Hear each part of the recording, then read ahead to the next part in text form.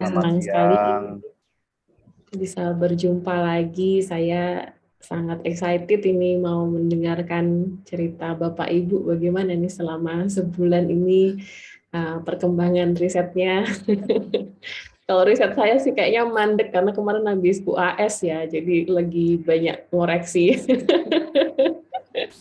Tapi mungkin ini kesempatan kedua ya, dan nanti mentorship kita akan, kalau tidak salah, selesai bulan depan begitu. Dari saya pribadi sebenarnya ingin mendengarkan mungkin masukan dari Bapak Ibu, apa nih kira-kira poin-poin atau elemen-elemen penting yang bisa betul-betul menunjang penelitian Bapak Ibu begitu. Saya mungkin akan lebih banyak mendengarkan dan fokus ke permasalahan atau isu-isu yang Bapak Ibu hadapi dalam penelitian. Nah, mungkin di awal bayangan saya mungkin biasanya yang agak susah dalam penelitian itu ada dua tahap. Yang pertama dari sisi data collection and data analisisnya, begitu. Menurut saya dari pengalaman saya mendapat banyak masukan di tahap itu menjadi penting karena kalau saya sendiri biasanya kalau hanya ngeliatin data atau mengumpulkan data sendirian tuh rasanya sepi gitu, nggak ada teman ngobrolnya. Jadi mungkin akan sangat senang kalau bisa dapat masukan ketika saya sedang melakukan data collection and data analysis.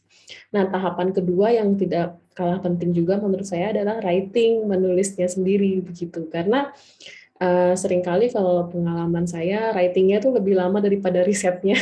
Jadi risetnya mungkin hanya 1-2 bulan gitu ya, mengumpulkan data, wawancara, FGD dan lain-lain, tapi writing-nya atau menulisnya, bagaimana membuat struktur paper, bagaimana kita menyusun, membangun sebuah argumen yang merupakan saripati dari penelitian kita supaya itu menjadi sebuah argumen yang tanda kutip bisa berkontribusi gitu dalam diskusi akademik, itu menjadi tantangan tersendiri juga.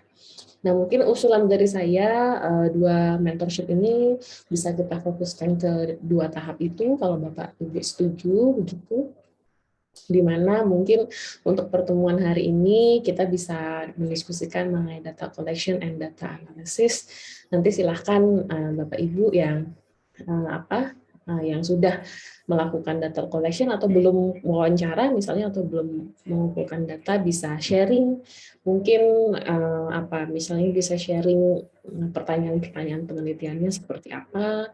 Terus kalau ada yang mau buat kuesioner mungkin bisa sharing juga kuesionernya seperti apa, dan bayangannya kalau saya boleh usul kita melakukan peer review. Jadi nanti selain saya, mungkin Bapak Ibu yang lain juga bisa memberikan masukan gitu terhadap desain riset yang Bapak Ibu nanti presentasikan gitu. Jadi mungkin dua itu ya, mengenai data collection dan juga analisis datanya. Jadi mungkin Bapak Ibu bisa cerita nanti setelah wawancara atau setelah FGD atau setelah mengumpulkan data yang lain misalnya, apa rencana Bapak Ibu untuk menganalisisnya? Apakah ada framework-framework tertentu yang Bapak Ibu gunakan untuk menganalisis data tersebut? Lalu kira-kira bangunan analisisnya mau dibuat seperti apa? Apakah Bapak Ibu akan menggunakan software tertentu? Misalnya kalau dalam penelitian kualitatif, misalnya ada NVivo yang bisa membantu untuk memfasilitasi gitu, memfasilitasi peneliti untuk menganalisis data. Atau tidak perlu pakai software, bisa pakai Microsoft Excel ataupun Microsoft Word juga bisa.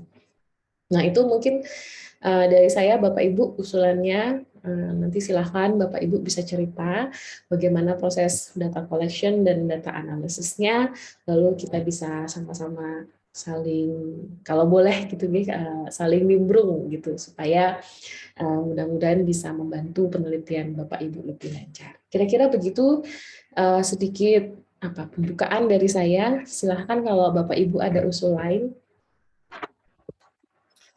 Kalau tidak, nanti silakan Mbak Mira untuk membagi ini kira-kira gilirannya nanti siapa dulu yang mau presentasi. Silakan Mbak Mira. Kalau dari saya sih bebas siapa aja, Bapak Victor, Pak Hadi, Bu Unta, bebas. Ya.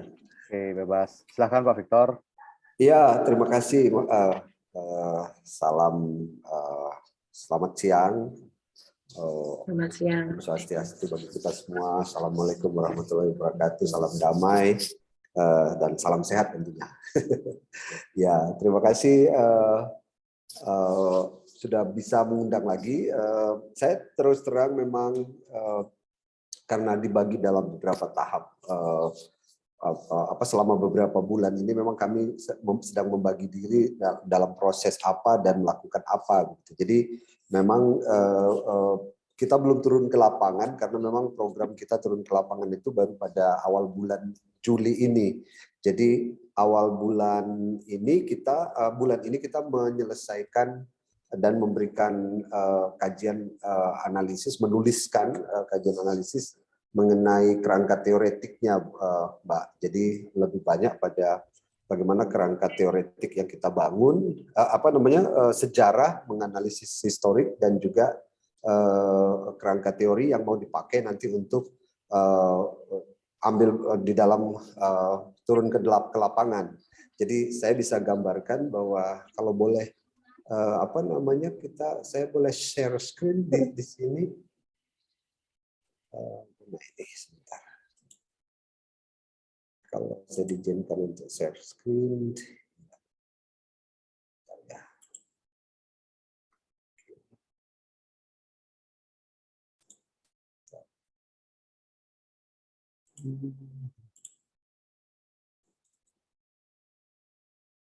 ya, jadi ini izin untuk share screen. Jadi ini beberapa bingkai-bingkai yang kami siapkan. Artinya kita karena kajiannya mengenai judulnya Mbak Nana bisa nomadic tourism menuju deliberasi politik pariwisata di Bali. Jadi isunya kan mengenai pendulum swing, kira-kira bagaimana pola-pola perubahan perjalanan politik pariwisata di Bali yang mulai dari state centered model kepada society model gitu. Jadi pada bagian ini kami merancang atau kami menuliskan mengenai pertama ini masih kerangkanya yang nanti kita akan lengkapi lagi. Jadi bagaimana kami mencoba melihat pembacaan ulang terhadap Vickers dan Pickard. Jadi satu buku yang ditulis tentang bagaimana mengenai sejarah perkembangan dari politik pariwisata di Bali. Jadi Adrian Vickers menulis tentang Bali Paradise itu created itu, dan juga Pickard itu menulis tentang turisme kultural dan kultural tourism itu yang ada di Indonesia, yang ada di Bali. Jadi dalam bagian ini kita perlu menjelaskannya. Jadi kenapa terjadi pergeseran-pergeseran secara historik ya dari konteks yang ada di Bali. Jadi saya bisa merangkumnya seperti ini mungkin.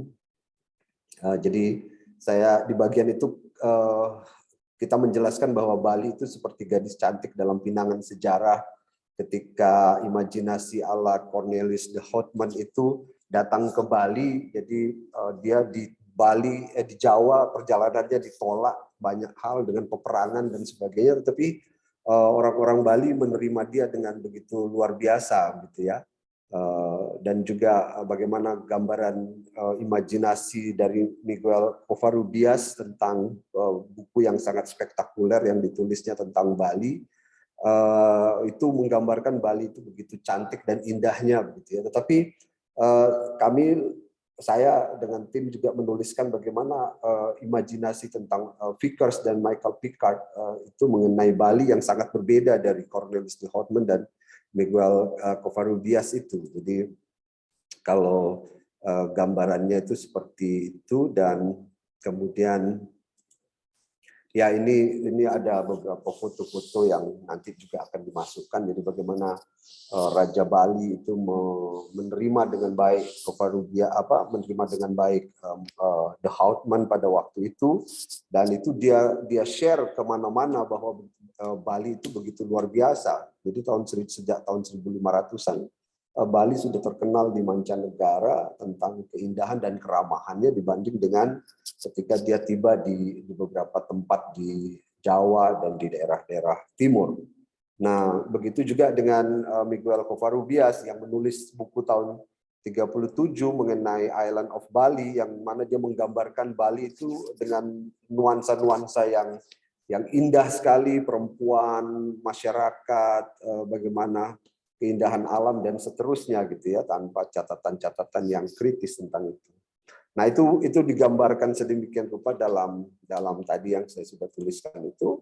Tetapi ada dua buku yang saya kira harus dibaca dengan kritis. Ini menjadi bagian dari catatan historik itu, bahwa ada buku dari Michel Picard itu mengenai Paradise Created yang jelas-jelas menggambarkan bagaimana Bali itu sebenarnya secara top down diciptakan. Jadi isi dari pemaparan ini adalah membaca ulang Michel Picard ini, Michael Picard ini, dan kemudian memberikan sedikit catatan kritis tentang buku ini.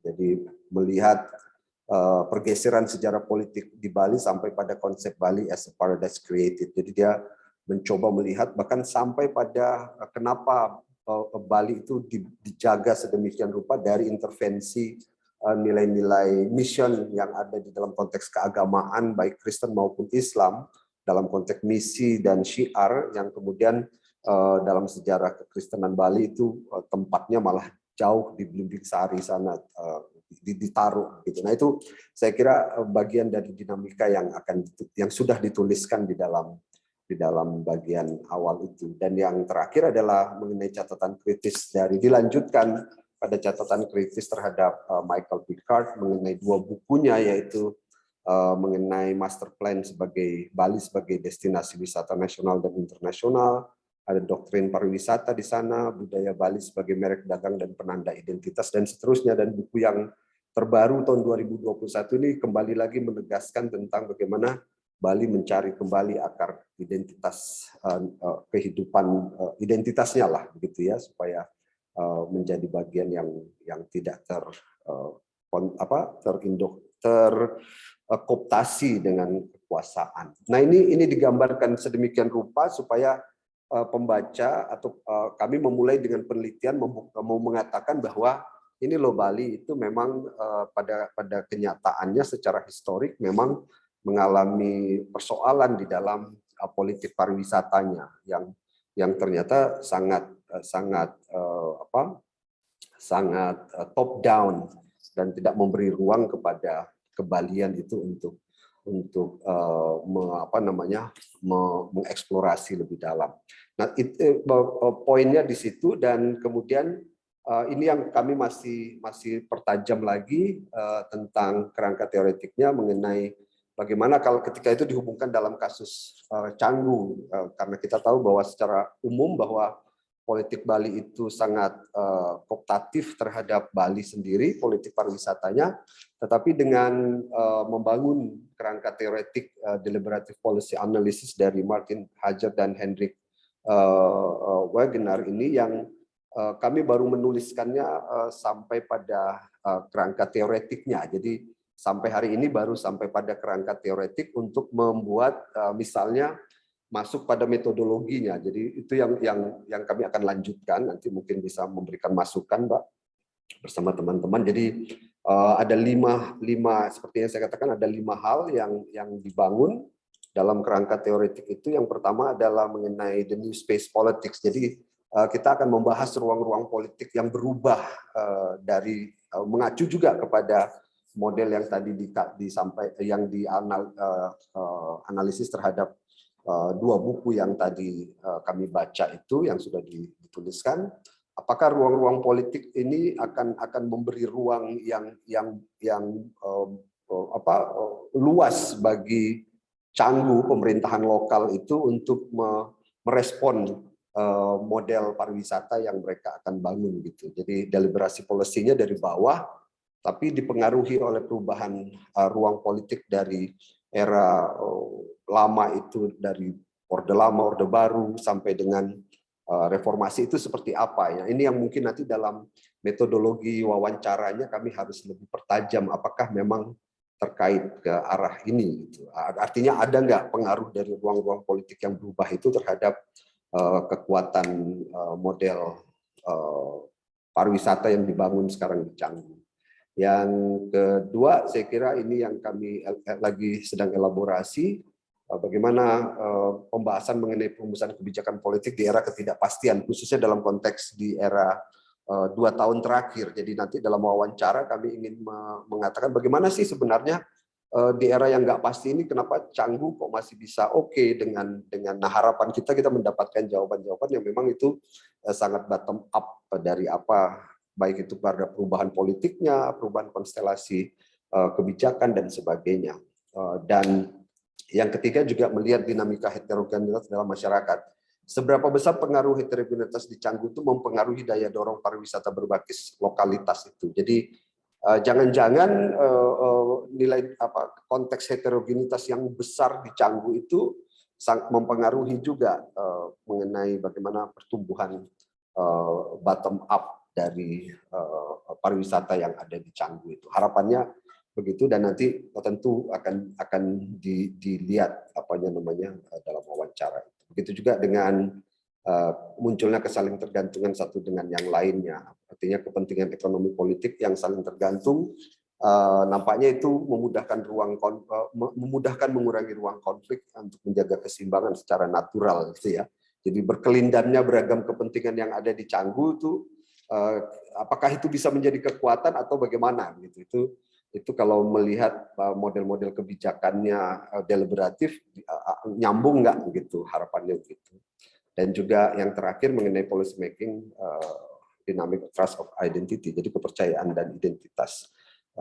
Apakah nilai-nilai identitas itu dibangun dalam hal artinya dalam tanda petik ya bagaimana orang masyarakat Canggu itu dia memiliki kepercayaan diri yang kuat untuk dia bisa mengatakan bahwa ini model yang kita tawarkan, khususnya dalam respon salah satu yang kami ambil contoh adalah nomadic tourism itu. Nah, jadi pendekatannya sangat bottom up. Nah, jujur bahwa kami belum sampai pada metodologinya.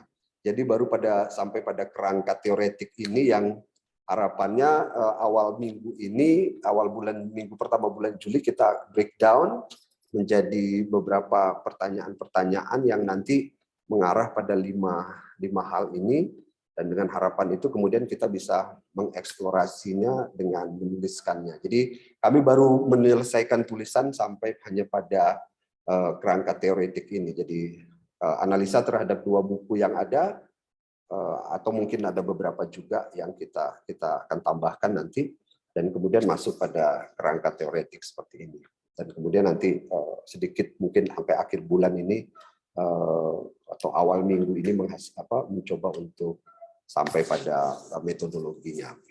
Saya kira itu kalau bisa diberikan catatan kritis dan juga apa yang bisa kami senang sekali untuk itu. Saya kira begitu Mbak Nana dan teman-teman. Ya.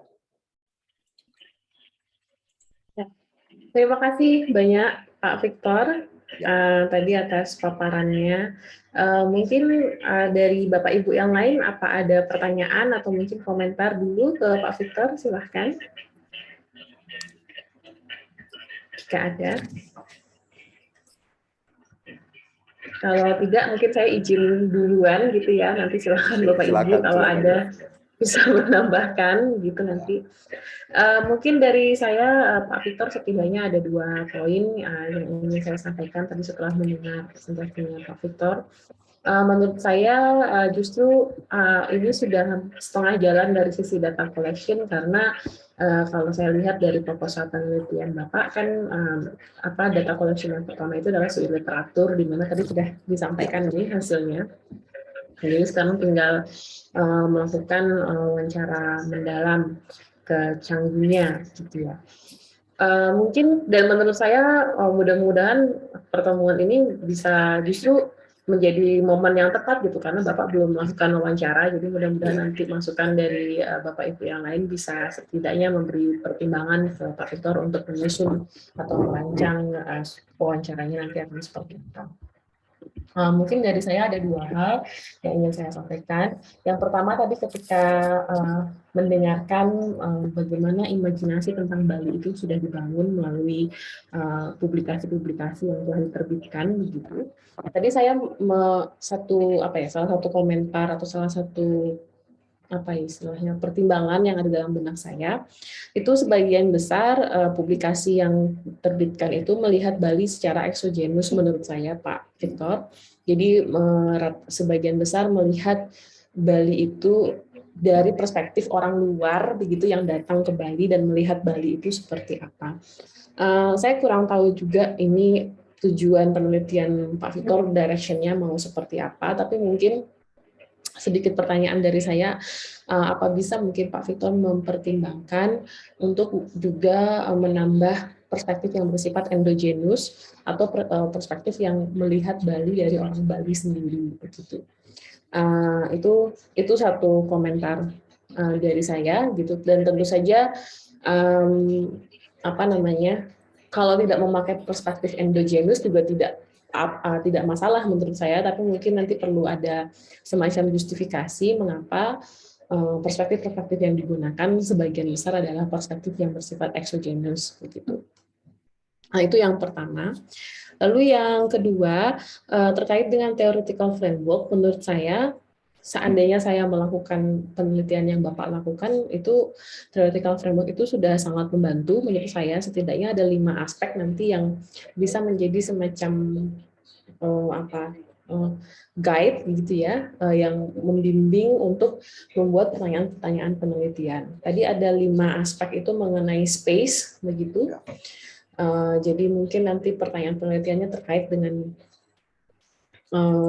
space ruang yang ada di Canggu itu, bagaimana proses deliberasi politik di dalam Canggu, ruang Canggu itu sendiri begitu ya. Kalau misalnya ada ruang-ruang yang dipakai untuk tourism spot, itu bentuk deliberasi politiknya seperti apa, bayangan saya itu. Lalu yang kedua yang mungkin perlu dimasukkan dalam wawancara adalah aspek uncertainty-nya. Tadi Pak Victor juga sudah menyampaikan begitu ketika mewawancara narasumber,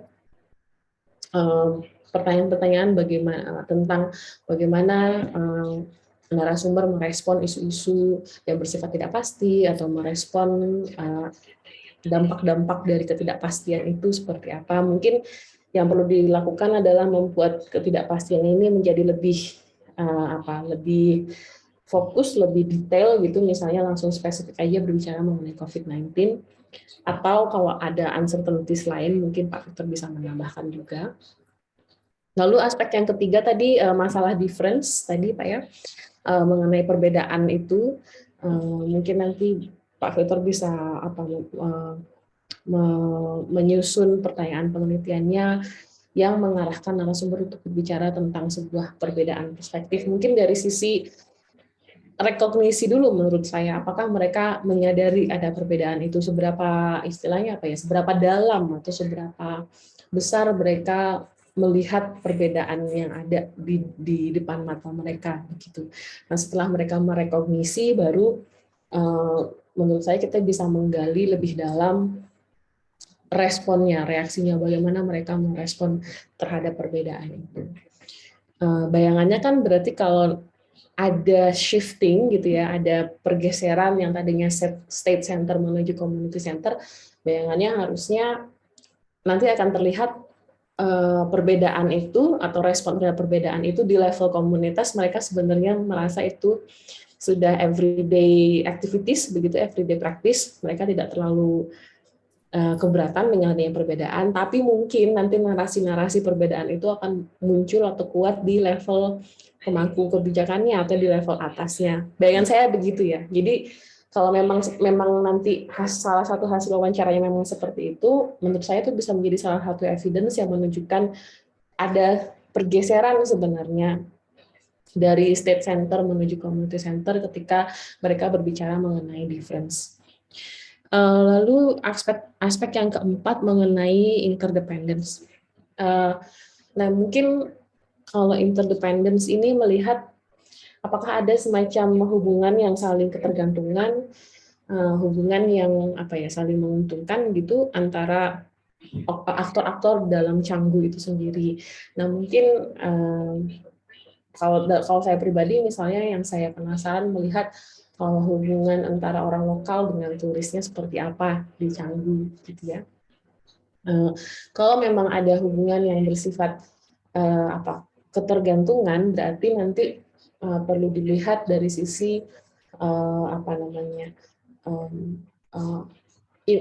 semacam reward atau insentif, apakah kedua pihak merasa mereka sama-sama mendapatkan keuntungan atau manfaat dari keberadaan mereka di Canggu tersebut. Misalnya dari sisi warga lokal, apakah mereka merasa keberadaan turis-turis nomadik ini memiliki manfaat untuk mereka, dan begitupun dengan turis-turis nomadik itu sendiri, apakah mereka mendapatkan manfaat dari komunitas lokal. Itu menurut pendapat saya. Dan yang terakhir, dari sisi trust and identity. Nah, ini menarik, Pak.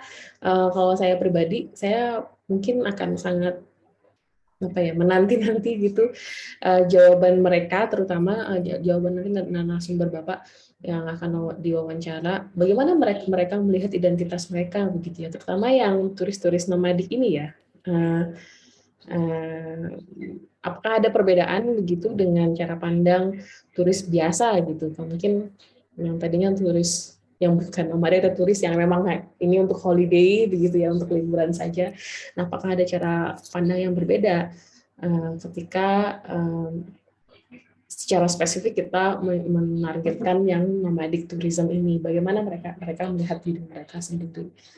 Apakah mereka merasa bagian dari komunitas atau tidak begitu? Dan begitupun menurut saya cara pandang orang lokal itu sendiri terhadap turis nomadik ini, gitu. Apakah sama nggak dengan wisatawan yang lain dipandangnya gitu?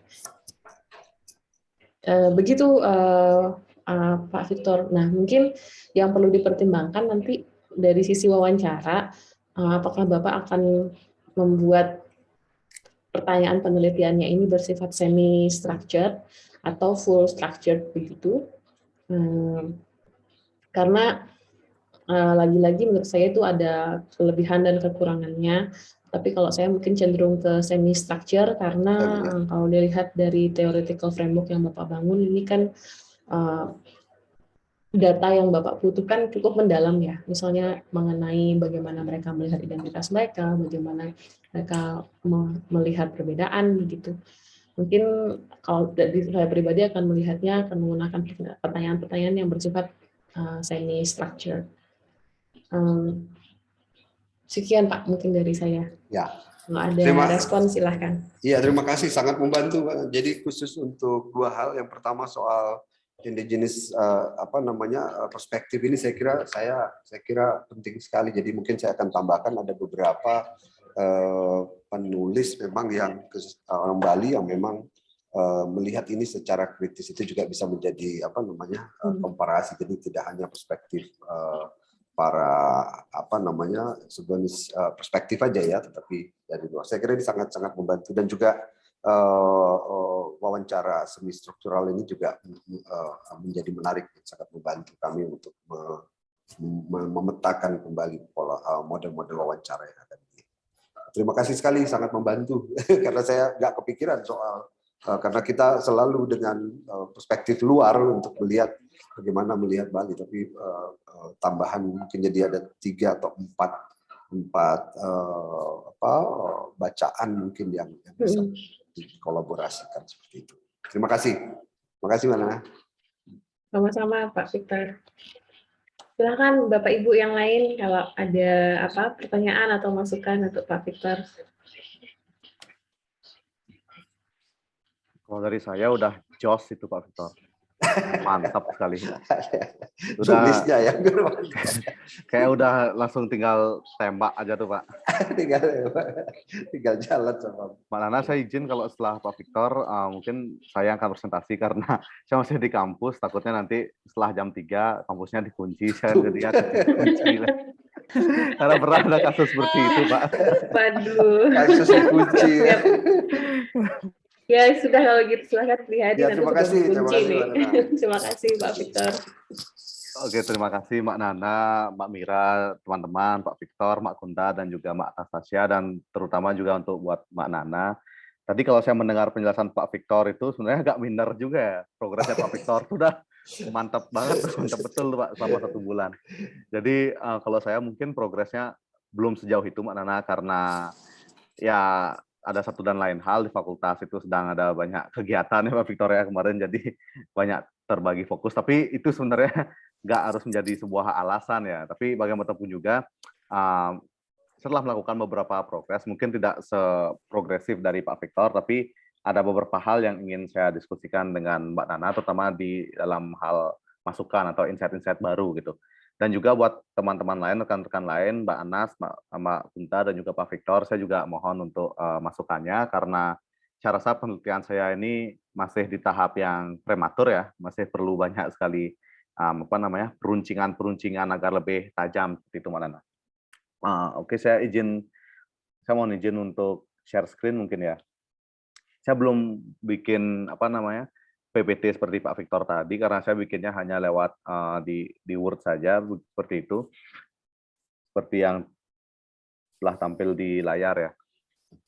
Jadi saya mungkin mengulang kembali sedikit saja apa yang saya bahas dalam proposal, yaitu judulnya adalah Kebijakan Sekuritisasi Indonesia di Papua. Titik 2, transformasi terminologi OPM dari kelompok kriminal bersenjata atau KKB menjadi kelompok separatis teroris. Begini kurang lebih abstrak yang kemarin sudah saya revisi berdasarkan coaching klinik pertama yang diperoleh di di ruangan WARC seperti itu.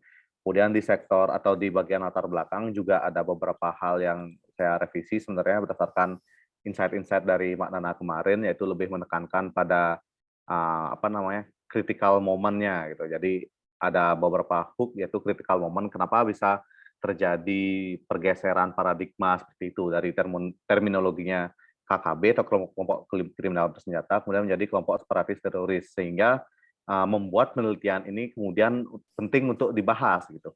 Karena yang membedakan penelitian saya ini dengan penelitian di bidang hukum, di bidang-bidang keilmuan hukum, mungkin kalau hukum itu dia akan lebih banyak membahas tentang aspek hukumnya, bagaimana bagaimana undang-undang terorisme yang akan diberlakukan di Papua dan bagaimana pertimbangan hukumnya. Sedangkan kalau dari saya mungkin akan lebih banyak melihat proses, Mbak Nana. Bagaimana proses shifting itu terjadi. Jadi proses sekuritisasi itu bagaimana bisa terjadi. Kemudian paradigma apa yang menekan atau menjadi masukan bagi pemerintah agar melakukan kebijakan seperti itu gitu. Dan kemudian di akhir mungkin akan ada analisis bagaimana kemudian kebijakan ini bisa merubah instrumen-instrumen kebijakan lainnya yang digunakan pemerintah untuk menghandle sekuritisasi atau keamanan yang ada di Papua. Di latar belakang saya nggak terlalu banyak merombak sebenarnya karena sama seperti proposal kemarin urutannya, hanya beberapa tambahan penegasan hook-hook seperti itu saja. Nah, kemudian mungkin saya akan bahas di kerangka teoritisnya dulu pertama. Karena di sini saya akan lebih banyak berbicara tentang proses sekuritisasi, maka saya rasa relevan bagi saya untuk menggunakan teori sekuritisasi dari Ole Wever dan juga Barry Busan, yaitu teori sekuritisasi yang tercetus dari mazhab hubungan internasional Copenhagen School gitu. Jadi secara garis besar mazhab atau teori sekuritisasi ini melihat bahwa bagaimana sebuah isu itu dianggap sebagai ancaman bagi sebuah negara. Dan nyatanya bahwa nggak semua isu itu menjadi sebuah isu ancaman bagi negara. Ini sangat tergantung sekali dari perspektif dan juga beberapa pertimbangan lain dari negara gitu. Nah, kemudian sampai kita ada 3 tahapan teori proses sekuritisasi ini yang disampaikan oleh Barry Busan itu seperti yang saya bold kuning ini. Pertama adalah non politis, yaitu ketika sebuah isu itu sudah menjadi perbincangan masyarakat namun belum mendapatkan respon dari pemerintah. Kemudian yang kedua adalah sudah mulai adanya proses politik di sana, yaitu masuk ke ruang-ruang politis, ruang-ruang diskusi publik bahwa bagaimana agar pemerintah mengambil sikap untuk ini. Dan proses ketiga yaitu sudah masuk ke tahap sekuritisasi, yaitu bagaimana negara dalam artian semua lembaga penyelenggara negara ya, baik itu eksekutif, yudikatif dan juga legislatifnya sepakat untuk menentukan keputusan bahwa isu ini merupakan isu keamanan atau isu hangat yang perlu untuk diambil kebijakan-kebijakan serius seperti itu. Mungkin secara garis besar seperti itu, Mbak Nana. Kemudian salah satu aspek penting dalam teori ini, dalam proses sekuritisasi ini adalah ada namanya speech act, yaitu bagaimana pernyataan-pernyataan dari pemerintah, baik secara lisan, verbal, maupun tertulis, itu sebenarnya sangat mempengaruhi sekali bagaimana kita memandang negara itu melihat sesuatu atau melihat sebuah isu itu menjadi topik sekuritisasi gitu. Ini yang kemudian akan coba saya eksplor lebih dalam lagi, yaitu bagaimana kemudian pernyataan dari Menko Polhukam, yaitu Pak Mahfud MD pada tahun 2021 itu menjadi momentumnya. Ketika pada tanggal 27 April itu Pak Mahfud secara tegas dan secara resmi menyatakan bahwa kelompok OPM itu dari KKB, kelompok kriminal bersenjata, dinaikkan statusnya menjadi kelompok separatis teroris gitu. Nah, kemudian untuk melihatnya secara lebih rinci lagi, mungkin seperti ini kurang lebih bagan dari proses sekuritisasi tersebut. Jadi ada speech act-nya, ada sekuritisasi aktornya yaitu negara tentu saja. Dalam hal ini ada BNPT karena menyangkut ke terorisme, kemudian ada BIN, ada Densus, ada Polri, ada Kemenko Polhukam, dan lain sebagainya. Kemudian speech act-nya itu ya adalah salah satunya yaitu pernyataan dari Mahfud MD, dan juga nanti ada pernyataan-pernyataan lain dari BIN dan juga pernyataan lisan dalam bentuk yang lebih formal begitu. Kemudian akan ada dari speech act ini akan ada memperlihatkan kita sebuah existential threat, yaitu ancaman nyata, bahwa bagaimana ancaman ini menjadi sebuah urgensi di tengah masyarakat. Kemudian melahirkan sebuah referent object, yaitu referent object itu maksudnya kepada siapa ancaman ini penting untuk diantisipasi gitu. Karena kalau kita mengamati pendekatan-pendekatan atau pola komunikasi pemerintah beberapa tahun kemarin, sering sekali atau banyak sekali mengungkapkan bahwa OPM ini sangat berbahaya bagi masyarakat sipil gitu. Jadi referen objeknya jelas bahwa masyarakat sipil di Papua yang non atau yang tidak termasuk dalam gerakan OPM itu justru menjadi ancaman begitu. Kemudian makanya itu yang menjustifikasi atau melegitimasi pemerintah untuk menurunkan militer yang lebih banyak di Papua gitu. Kemudian extraordinary measures-nya itu adalah salah satunya yaitu peningkatan status dari OPM itu dari KKB menjadi KST atau kelompok separatis teroris, dan kemudian juga diikuti dengan kebijakan-kebijakan militeristik lainnya. Kemudian saya ingin sedikit sharing tentang grand design dari sektor pembahasan. Mungkin ini masih sangat prematur sekali, Mbak Nana. Ini berdasarkan beberapa jurnal yang telah saya baca dalam beberapa waktu kemarin dan juga beberapa buku juga. Jadi kurang lebih seperti ini rancangan bab 4 yang akan saya buat. Pertama itu adalah saya ingin menjelaskan tentang dinamika konflik OPM dan pemerintah Indonesia. Jadi akarnya itu seperti apa? Oh, ternyata OPM ini sudah mulai muncul itu bahkan sebelum Indonesia itu merdeka gitu. Jadi gerakan ini memang sudah besar. Kemudian itu mungkin saya akan bahas secara umum saja karena tidak fokus di sana. Kemudian di tahun 70-an itu ada konflik internal di OPM yang kemudian semakin mempertegas bahwa ada beberapa kubu yang ingin OPM ini benar-benar memisahkan Papua itu dari Indonesia. Kemudian di bagian kedua dari pembahasan saya akan bahas tentang pola kebijakan sekuritisasi pemerintah Indonesia dalam upaya rekonsiliasi konflik di Papua. Nah, seperti saran Mbak Nana sebelumnya, saya ingin membuat sebuah timeline kebijakan dari sekuritisasi pemerintah Indonesia di Papua. Mungkin secara garis besar saja, misalnya di eranya SBY itu seperti apa, kemudian shifting ke eranya Jokowi itu seperti apa, perubahannya, timelinenya seperti apa, mungkin nanti akan saya elaborasikan lebih lanjut. Tapi secara umum yang saya lihat bahwa di era Jokowi ini lebih banyak menggunakan pendekatan developmentalis atau pendekatan pembangunan, meskipun juga masih juga diimbangi dengan pendekatan militer seperti gayanya SBY dan sebelumnya di era Soeharto gitu. Kemudian di bagian ketiga saya mulai untuk lebih spesifik membahas tentang pergeseran paradigma yang kemudian ini menjadi salah satu fokus dalam penelitian ini. Ada pergeseran paradigma dan terminologi OPM dari KKB menjadi KST. Nah, di sini kemudian saya juga ingin lebih mempertegas kembali critical moment analysis-nya, seperti saran Mbak Nana pada sesi kemarin, yaitu apa saja critical momen-momen kritis yang membuat terjadinya sebuah pergeseran terminologi tersebut. Kan pasti itu dilatar belakangi atau dibarengi dengan sebuah fenomena, nggak mungkin tiba-tiba seperti itu saja. Di samping itu, pemerintah kan pasti membutuhkan yang namanya dukungan masyarakat. Kalau nggak ada momentum, nggak ada fenomena yang melatar belakangi, bisa jadi apa yang disampaikan pemerintah tersebut tidak mendapatkan dukungan secara populis seperti itu. Pada dari itu mungkin beberapa poin yang saya bold adalah berdasarkan referensi yang saya baca adalah yaitu adanya pembangunan besar-besaran di Papua pada era Jokowi sejak tahun 2014. Kemudian pada proses pembangunan tersebut justru banyak sekali menimbulkan ancaman keamanan yang lebih besar daripada era-era sebelumnya. Wajar saja karena pembangunan itu pasti akan menimbulkan sisi kontroversi seperti isu keamanan yang terjadi di Intan Jaya kemarin. Kemudian ada penembakan BIN oleh OPM, kemudian penyerangan puskesmas dan sebagainya. Ini menjadi beberapa momen-momen kritis bahwa menjustifikasi pemerintah itu perlu untuk menggunakan KST atau kelompok separatis teroris. Nah, kemudian akan saya elaborasikan lebih tegas lagi, mengapa menggunakan KST? Apakah tidak ada terminologi lain atau apakah ada opsi-opsi terminologi lain yang ingin digunakan? Mungkin untuk melengkapi data ini, saya akan mewawancari beberapa pihak di di Kompolnas atau bahkan di BNPT untuk lebih menjelaskan secara lebih rinci. Kemudian di bagian terakhir saya akan lebih menganalisis tentang proses perubahan kebijakan sekuritisasi tersebut dari OPM dari KKB menjadi KST. Kemudian apa saja dampak kebijakannya terhadap penanganan konflik atau rekonsiliasi konflik Indonesia di Papua. Apakah ada penambahan militer yang secara drastis meningkat, kemudian siapa saja, instrumen-instrumen apa saja yang berubah, dan siapa saja yang terlibat.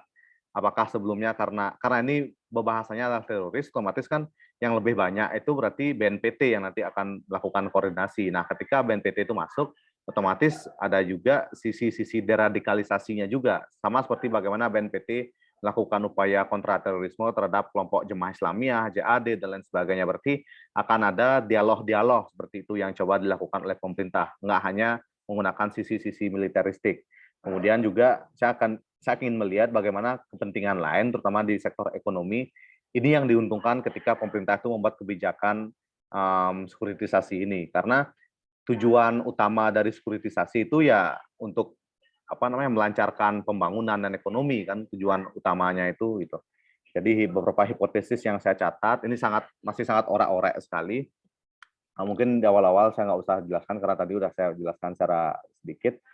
Nah, ini juga saya jelaskan. Jadi dari perspektif hukumnya, pemerintah tuh pasti nanti akan lebih banyak menggunakan Undang-Undang Terorisme tahun 2018 daripada KUHP pidana. Jadi dari sisi aktor tentu akan ada penambahan aktor yang terlibat di sana gitu. Kemudian akan ada juga dampak negatif dari penambahan aktor militer ini atau aktor keamanan ini, yaitu justru akan makin menimbulkan gap atau konflik yang bisa semakin lebar antara OPM dengan pemerintah. Nah, kurang lebih ini beberapa contoh timeline pergerakan OPM, nanti akan saya kembangkan juga untuk di era Jokowi dan di era critical crisis-nya, critical moment analysis-nya gitu. Jadi di era setelah Orba itu ternyata ada pergeseran pergerakan dari OPM yang awalnya dia hanya menyerang TNI dan militer atau pihak polisi yang ada di Indonesia saja, sedangkan di eranya Jokowi sekarang ini dan sejak eranya SBY, OPM ini justru lebih banyak menyerang masyarakat sipil. Ini akan juga menjadi pembahasan menarik lainnya mungkin yang kemudian menjadi bagian dari proses sekuritisasi ini terjadi. Mungkin seperti itu sedikit pemaparan atau progres dari saya, Mbak Nana. Saya sangat membutuhkan sebuah masukan atau insight-insight terkait dengan data-data apa saja yang perlu saya tambahkan untuk lebih mempertegas atau bahkan lebih meruncingkan penelitian saya ke depannya. Demikian mungkin waktu dan tempat saya silakan kembali ke Mbak Nana. Terima kasih.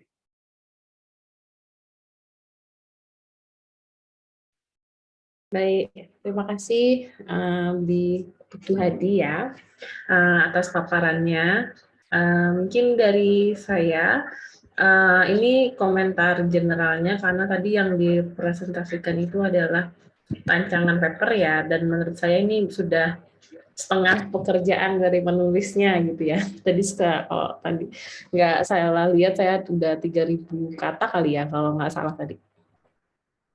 Dan mungkin kan tapi mungkin yang perlu diingat gitu nanti ketika menulis perlu pendekatan yang fleksibel juga begitu ya, karena bisa jadi nanti temuannya akan berbeda sedikit dengan latar belakangnya, jadi latar belakangnya perlu diganti sedikit gitu. Jadi menurut saya prosesnya nanti akan iteratif ketika menulis, jadi kayak kita lompat-lompat dari pembahasan terus nanti ngerevisi latar belakang dari hasil temuan, merevisi sedikit teorinya gitu supaya alur logika tulisannya memang koheren dari atas ke bawah. Mungkin tadi kalau dari sisi paparan justru saya jadi terpikir ininya ya, sedikit masukan untuk struktur penulisannya justru. Karena kalau saya lihat kan dari sisi pengumpulan data berarti ini akan mengumpulkan speech act ya, yang akan dikumpulkan speech act yang terkait dengan bagaimana status KKB bisa berubah menjadi KST begitu.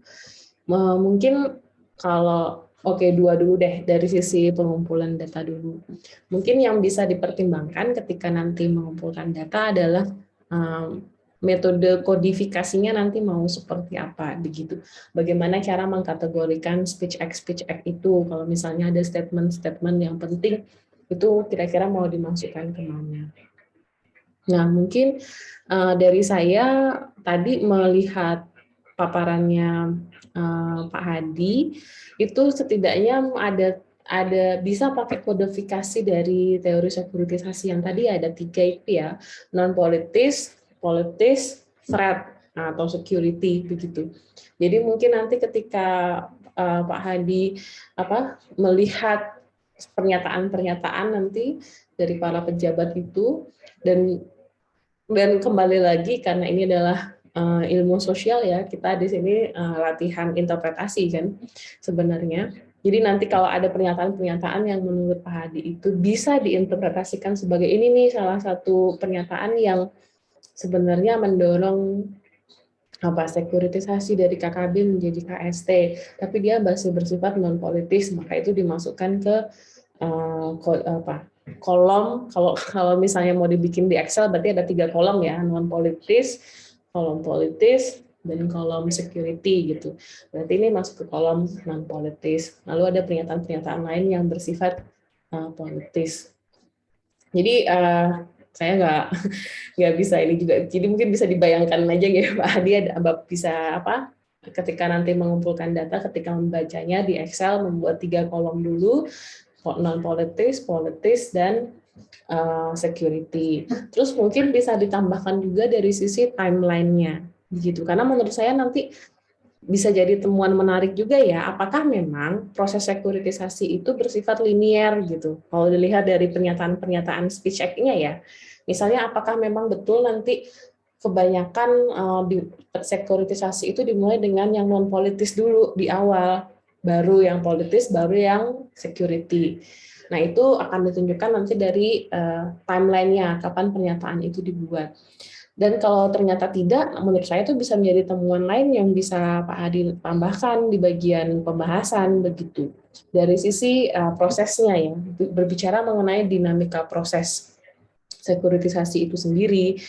Siapa tahu nih asumsinya kalau saya lihat bisa jadi timeline-nya gitu ya, tidak linear sistem modelnya, tapi sangat dinamis gitu.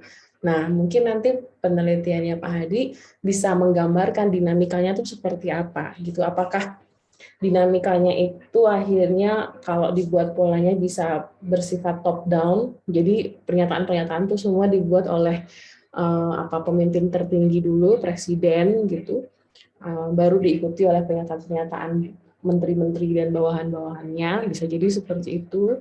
Atau ada dinamika lain misalnya yang bersifat lebih ke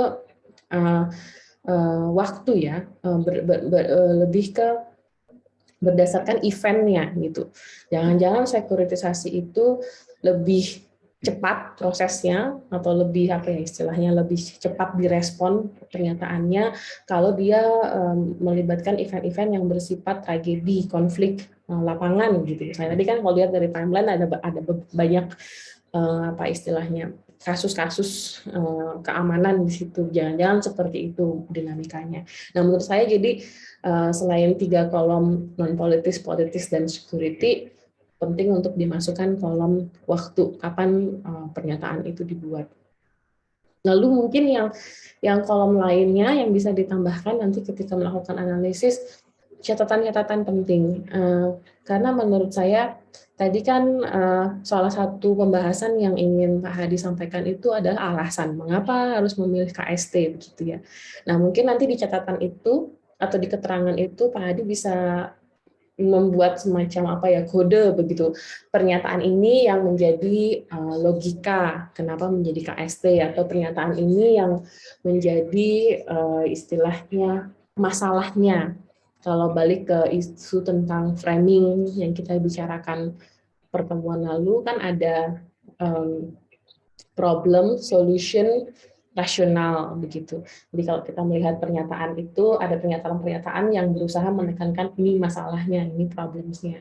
Lalu ada pernyataan-pernyataan yang menerangkan ini solusinya gitu. Kalau misalnya ada pernyataan yang bilang KST itu adalah solusinya, nah itu bisa dikodifikasi menjadi solusi. Itu dari sisi data analisis. Jadi bayangan saya nanti ketika Hadi membuat tabel Excel itu ya itu bisa membantu membantu mengorganisir gitu data-datanya dan nanti memudahkan untuk menulis bagian pembahasan. Nah, untuk struktur pembahasannya tadi kalau saya nggak salah tangkep kan fokusnya yang ingin ditekankan ini adalah penelitian yang berbeda dengan penelitian hukum karena penelitian ini berusaha untuk membedah prosesnya begitu ya. Jadi tidak melihat dari sisi tidak melihat dari sisi argumentasi legalnya seperti apa, tapi justru melihat bagaimana proses sekuritisasi itu bisa terjadi. Nah, menurut saya berarti ketika di pembahasan kita perlu apa istilahnya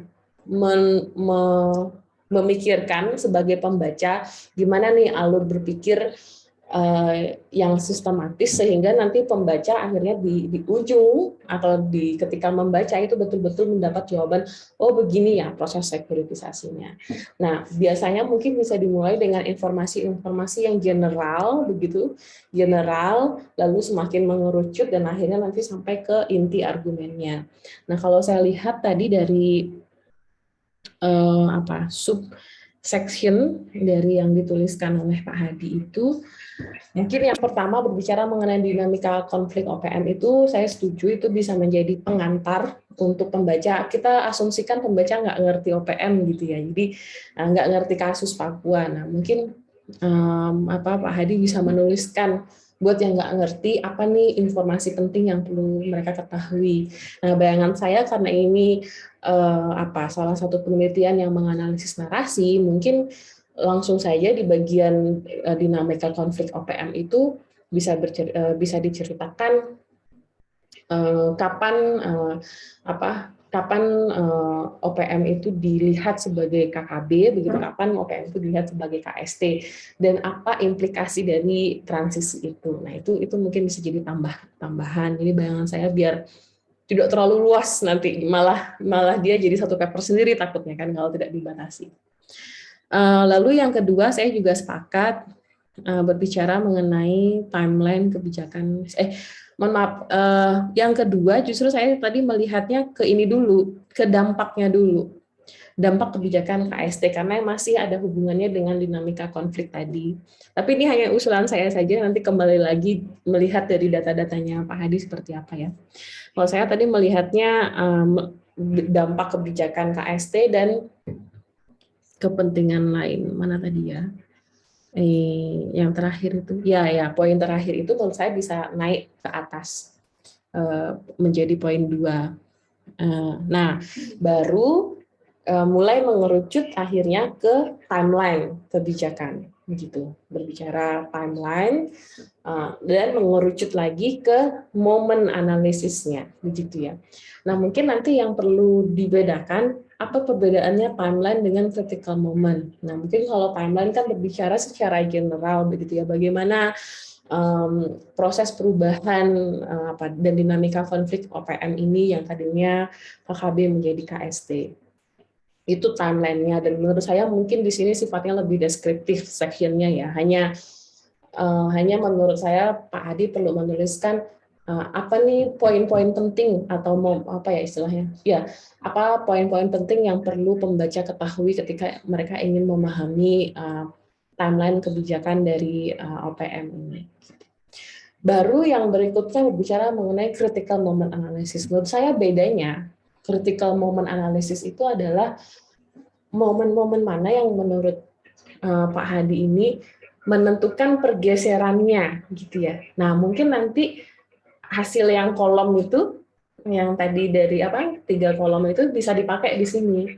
Jadi mana momen yang secara menentukan pergeseran paradigma terminologi KKB menjadi KST secara non politis. Lalu mana momen yang politis, mana momen yang security.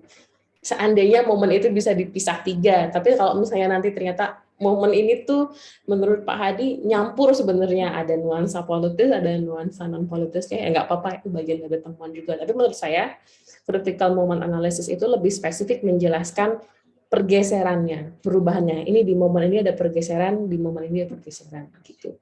Jadi bayangan saya mungkin nanti penulisannya langsung per critical moment aja. Mungkin critical moment 1, critical moment 2, critical moment 3 gitu. Bentuknya per poin. Kalau timeline kan tadi linear gitu ya, dari waktu ke waktu. Lalu nah, dan yang akhirnya menurut saya yang menjadi gongnya itu adalah alasan tadi ya, mengapa menggunakan KST itu. Itu poin yang mana tadi ya? Ya, pergeseran paradigma. Nah, itu menjadi poin terakhir yang bayangan saya nanti setelah membaca, pembaca menjadi memahami, oh ini yang membuat kira-kira yang membuat prosesnya berubah menjadi KST. Nah, bayangan saya mungkin nanti di sini Pak Hadi bisa menambahkan kutipan-kutipan ya, speech act itu ya, membuatnya menjadi quote-quote gitu yang membuktikan ini loh alasan-alasan mengapa kebijakannya berubah menjadi ke arah KST. Nah, itu mungkin sedikit masukan dari saya Pak Hadi terkait penyusunan struktur pembahasannya. Silahkan kalau ada komentar atau respon dari Pak Hadi atau mungkin dari Bapak Ibu yang lain. Kalau dari saya udah mantap sekali insight-nya Mbak Nana. Banyak sekali hal-hal yang sangat membantu mengerucutkan pemikiran saya gitu. Banyak sekali hal-hal yang bisa saya saya tangkap, terutama di sisi kodifikasi gitu ya. Saya jadinya baru kebayang bahwa ternyata penting juga ya saya bikin kodifikasi seperti itu ya, karena saya ini kan lebih banyak berbicara tentang speech ad-nya. Jadi agak bingung juga saya kemarin gimana caranya saya mengolah data yang banyak tersebut menjadi satu kesatuan yang linear. Tapi berdasarkan apa yang Mbak Nana berikan masukan itu sangat berguna bagi saya, insight-insight-nya sangat berguna sekali. Sekali lagi, saya mungkin nggak ada pertanyaan atau komentar karena bagi saya itu sudah sangat lengkap sekali. Sekarang tinggal bagaimana saya melanjutkan apa yang sudah Mbak Nana berikan masukan tadi. Terima kasih Mbak Nana. Sama-sama Pak Hadi. Mudah-mudahan tidak terkunci nanti kalau memang sudah tutup silahkan. Ini saya masih ditemani sama staf prodi di sebelah saya, jadi masih. Oh, sudah ada yang menemani ya. Sudah ada yang menemani. Jadi belum sendirian. dikunci. Baik, matur nuwun, matur suksma Pak Hadi. Silahkan berikutnya. Kalau boleh saya masuk ya. Ya, silahkan. Kalau begitu saya mungkin izin off kamera dan leave sebentar karena saya sedang perjalanan pulang. Nanti saya akan join lagi setelah sampai rumah. Baik Pak Hadi. Hati-hati di jalan. Ya, silahkan lanjutkan teman-teman lainnya, Pak Kunta. Ya, hati-hati. Baik, terima kasih Mbak Nana, juga ada Pak Victor, ada Anas. dan juga dari ARC. Kalau tadi Hadi bilang jadi minder karena ininya pemaparannya Pak Victor, saya kayak mau kabur nih. Jadi kalau dari penjelasan tentang speech act tadi itu saya juga jadi dapat gambaran nih Mbak Nana, ternyata oh iya ya bisa dikodifikasi seperti itu ya kalau menggunakan speech act, karena kan saya juga banyak bersentuhan dengan speech act juga gitu dari bahasa. Nah, berbicara tentang apa yang akan saya lakukan, saya mencoba membuat, sebenarnya bukan apa ya, ini hal kecil sih, karena penelitian saya kayaknya yang paling simple kali ya. Kayak semuanya hebat-hebat sekali. Sebentar Mbak. Oke, saya Enggak, share Bo. screen. Enggak hebat-hebat. Iya loh, saya nih minder. Ini semuanya hebat-hebat, makanya semua dapat hibah. Enggak, ini saya karena Hebat-hebat pusing. kebetulan ini. Oke. Untuk yang nah sebenarnya saya ini akan banyak bertanya nih Mbak Nana. Jadi kan karena fokus saya itu lebih ke masalah penerjemahan terminologi selama COVID begitu ya Mbak ya. Nah, maksud penelitian saya ini, apakah sejauh ini hasil-hasil terjemahan yang dilakukan oleh Badan Bahasa bekerja sama dengan Kominfo itu memang sudah menyentuh lapisan masyarakat, dan karena saran dari Mbak Nana kemarin itu sangat sangat bagus sekali untuk saya, jadi saya lebih mengerucut ke kelompok tertentu begitu, mungkin yang latar belakang pendidikannya kurang, jadi seperti itu, lebih menyasar ke kelompok-kelompok seperti itu dibandingkan yang proposal saya sebelumnya yang menyasar ke berbagai pihak dengan latar belakang pendidikan yang berbeda-beda begitu. Nah, kemudian ini kok saya tidak, oke. Kemudian untuk kenapa saya ingin menyasar kualitas terjemahannya itu, apakah sudah betul-betul sampai apa yang diterjemahkan ke masyarakat, karena berdasarkan data tempo hari pada saat COVID, justru ketika ada terminologi baru itu justru masyarakat semakin bingung. Nah, saya jadi ingin tahu sebetulnya apakah memang hasil terjemahannya seperti itu, ataukah ada faktor-faktor lain yang menyebabkan kesimpang siuran itu. Begitu. Jadi untuk teori saya baru punya pemikiran akan memfokuskan pada 2 teori. Jadi ada teori Skopos dalam terjemahan, jadi bahwa terjemahan itu harus sesuai dengan target reader-nya. Nah, untuk teori Skopos. Kemudian yang kedua adalah teori atau pendekatan risk communication sendiri. Jadi bagaimana komunikasi risiko ini juga berpengaruh ketika kita atau penerjemah melakukan proses terjemahan. Nah, untuk data collection-nya saya berpikir untuk memperoleh tentunya dari wawancara dengan misalnya kayak buruh gendong kemarin begitu, dengan pihak-pihak terkait. Kemudian saya juga tentunya harus mencari data-data istilah-istilah COVID yang sudah beredar di media begitu, ataupun yang sudah diterjemahkan oleh Badan Bahasa ataupun Kominfo. Nah, kemudian saya belum tahu apakah data saya tersebut cukup. Nah, itu yang ingin saya tanya ke Mbak Nana. Kemudian jumlah sampelnya seperti apa? Kemudian bisakah saya istilahnya melakukan wawancara yang bersifat semi struktur begitu. Kemudian artinya saya bisa menambah lagi informan atau responden ketika saya merasa data yang saya peroleh itu belum cukup. Jadi seperti itu. Ini saya mohon maaf Mbak Nana, saya benar-benar awam ini di bidang research karena saya memang latar belakang saya praktisi gitu. Nah, jadi saya senang sekali WARC mengadakan mentoring ini. Nah, kemudian kalau berdasarkan proposal saya sebelumnya, jadi ada 5 strategi pengumpulan data yang saya lakukan. Jadi yang pertama itu saya memilih istilah yang sering memicu kebingungan, begitu yang ada di media. Kemudian yang kedua, dari istilah-istilah itu saya akan lakukan wawancara ke, nah ini, karena kemarin sempat ada masukan bahwa 50 partisipan itu terlalu banyak, begitu. Nah, berapa tepatnya atau berapa partisipan yang bisa saya wawancarai dan sudah cukup, begitu ya Mbak ya. Kemudian, nah tadinya wawancara terstruktur, tapi kemudian saya berpikir kayaknya saya lebih baik pakai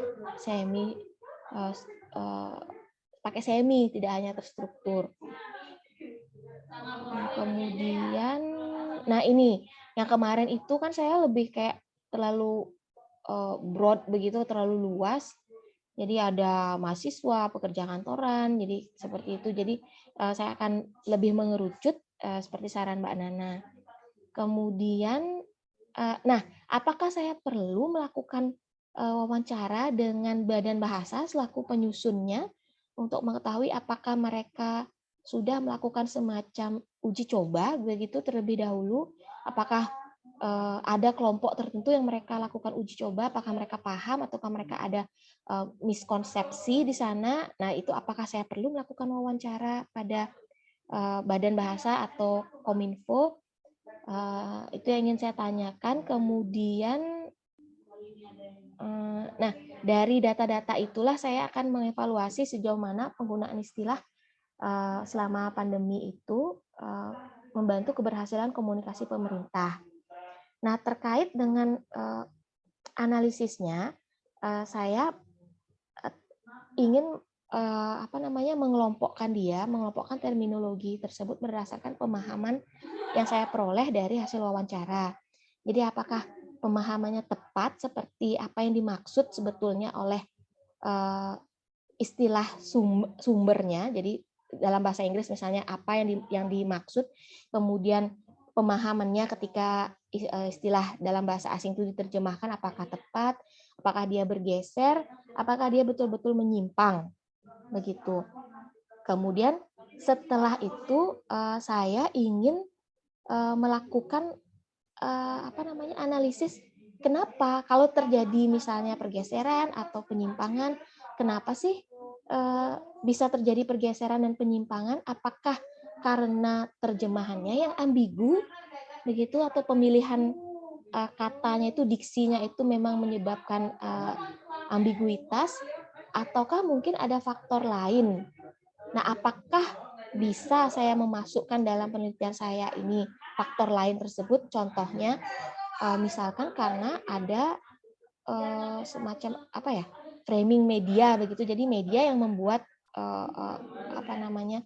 konsep-konsep tersendiri dan itu yang sudah didengar oleh masyarakat terlebih dahulu. Nah, apakah seperti itu begitu? Itu saja sih dari saya dulu Mbak Nana. Saya jadi bingung sendiri nih sekarang. Terima kasih banyak Mbak Nana. Baik, terima kasih Bu Kuntayuni atas paparannya. Ini menurut saya penelitian yang up to date ya, karena membahas isu terkini begitu, dan menurut saya memiliki potensi untuk memberikan pemahaman baru gitu, terutama dari sisi bagaimana pengetahuan mengenai COVID-19 itu dipahami gitu ya oleh kelompok-kelompok masyarakat. Mungkin dari saya akan memulai komentarnya nanti dari sisi ini dulu, metode yang digunakan. Kalau tadi mendengar pemaparan Bu Kunta, oh iya silahkan Pak Victor. menurut saya mungkin di awal untuk memilih sampelnya begitu ya. Saya setuju mungkin perlu dibuat lebih mengerucut saja. Dan karena ini berbicara COVID, tadi saya kepikirannya begini, mungkin memilih kelompok yang paling rentan terkena tertular virus COVID, tapi kira-kira yang paling susah dapat informasi yang sesuai tentang COVID gitu ya. Tadi misalnya bayangannya kelompok paling rentan itu kan kalau dilihat dari sisi usia atau mereka yang punya penyakit bawaan ya, setahu saya. Nah, mungkin dari sisi usia misalnya nanti bisa memilih teknik samplingnya yang purposif saja, yang memang dari peneliti sendiri sudah menentukan gitu. Saya maunya meneliti kelompok ini. Nah, bayangan saya mungkin guru gendong itu tepat kalau Bu Kunta bisa mengambil data perspektif dari guru gendong gitu. Karena dari sisi umur, nah mungkin nanti perlu disesuaikan kira-kira masuk umur rentan enggak. Terus kenapa guru gendong tuh menurut saya tepat, karena dari sisi umur dia rentan dan dari sisi pekerjaan yang dilakukan juga rentan karena dia masih harus berinteraksi secara fisik gitu kan dengan orang, dia terpapar interaksi dengan orang lain begitu. Nah, mungkin selain guru gendong bisa juga dipikirkan satu atau dua pekerja informal lain yang menurut Bu Kunta itu sama ya kriterianya. Jadi secara umur rentan dan secara tipe pekerjaan juga rentan karena harus berinteraksi fisik. Dengan saya mungkin bisa dengan tukang ojek begitu yang udah dan memilih tukang ojek yang mungkin umurnya udah lebih tua begitu ya, tapi dia tetap harus bekerja di luar. Atau siapa lagi yang menurut Bu Kunta tuh yang memang ketika pandemi tidak punya pilihan bekerja dari rumah, gitu dia harus di jalan, dia harus di luar bertemu orang ketika bekerja. Nah, kalau DKP gimana Mbak Nana? DKP itu apa? DKP yang ini sampah itu loh. Oh iya, nah itu juga bisa menjadi ininya. Kalau memungkinkan ya, kalau Bu Kunta punya aksesnya gitu untuk bertemu target audiensnya, nggak apa-apa, bisa. Yang menurut saya yang bisa memenuhi dua kriteria tadi ya, berarti secara umur, secara fisik dia rentan, lalu secara pekerjaan dia rentan gitu. Jadi betul-betul resikonya tinggi jadinya untuk terkena COVID. Dan oleh karenanya resikonya tinggi, harusnya dia punya informasi yang cukup dong gitu untuk menghindari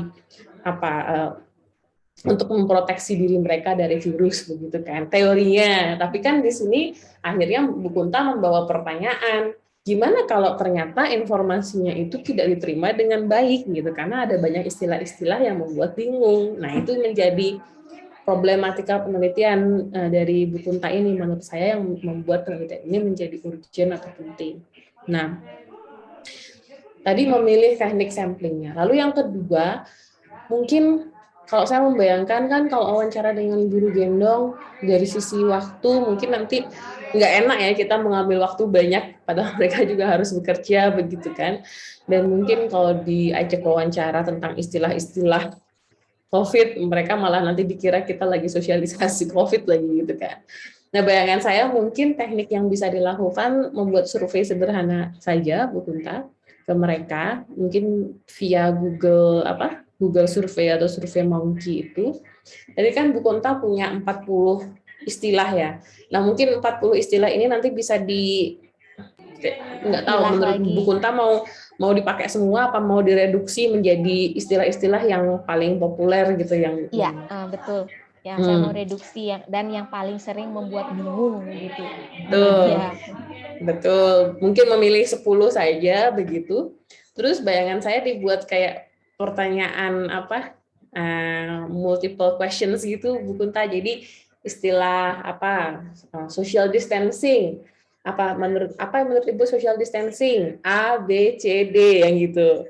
Nanti mereka suruh milih mana jawaban yang menurut mereka benar begitu ya. Nah, nanti dari pertanyaan yang ABCD itu yang multiple answer itu kan bisa terlihat berapa persen tingkat benarnya. Nah, itu bisa menjadi temuan penelitiannya nanti. Kalau ternyata 10% saja, ya itu berarti memang sudah menjadi bukti bahwa hasil terjemahan itu tidak ditangkap gitu, tidak sepenuhnya bisa ditangkap oleh masyarakat yang kelompok rentan. Lalu mungkin pertanyaan kedua yang bisa ditambahkan di survei itu adalah sumber berita sumber informasi. Mereka dapat informasi itu kebanyakan dari mana kalau tentang COVID gitu. Menurut saya mungkin untuk pertanyaan ini bisa dibuat terbuka, jadi tidak ada pilihannya begitu. Nanti Bu Kunta tinggal bertanya aja, Bu, Pak, tahu info COVID itu biasanya dari mana gitu. Jadi mungkin nanti bisa hasilnya itu bukan prosentase nanti hasil surveinya, tapi lebih ke pemetaan ya, pemetaan sumber informasi yang terbanyak itu di mana begitu. Atau sumber misinformasi, karena ini kita bicara mengenai istilah-istilah yang bikin bingung ya. Begitu. Tadi mengenai, nanti mungkin bayangan saya kalau kalau sudah ada hasilnya begitu, mungkin follow up-nya bisa, kalau masih ada waktu dan memang secara akses bisa begitu, baru bisa melakukan wawancara yang lebih mendalam gitu ya. Menurut saya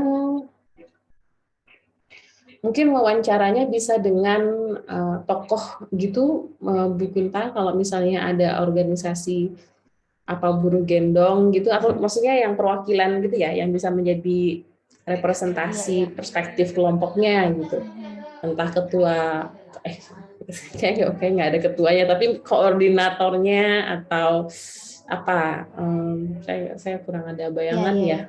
Kalau DKP kan mungkin ada ya koordinatornya mereka. Ya mungkin bisa wawancaranya dengan 1 atau 2 representasi saja, jadi tidak harus wawancara dengan semuanya, tadi bayangan saya gitu. Atau mungkin tadi apakah perlu wawancara dengan Badan Bahasa atau Kominfo? Menurut saya itu kembali lagi nanti ke keperluannya dan kemampuannya dari Bu Kunta ya, apakah ada akses gitu terhadap narasumber-narasumber ini. Kalaupun ada, mungkin dari saya kalau boleh usul pertanyaannya lebih ke proses mereka melakukan terjemahan itu, translasinya. Apa yang menjadi pertimbangan mereka untuk membuat terjemahan itu gitu? Apakah mereka hanya terpaku pada kamus, kita pakai KBBI misalnya, atau sumber-sumber pengetahuan lain, atau ada nggak dalam pertimbangan itu mereka membayangkan target audiensnya juga gitu. Pernah nggak mereka memikirkan ini kira-kira terjemahannya kalau dibaca oleh guru gendong bisa dipahami nggak ya? Nah itu. Kalau ternyata selama wawancara itu tidak ada, memang tidak termasuk pertimbangan, nah itu menurut saya bisa menjadi temuan Bu Kunta dari sisi teknik penerjemahan begitu ya.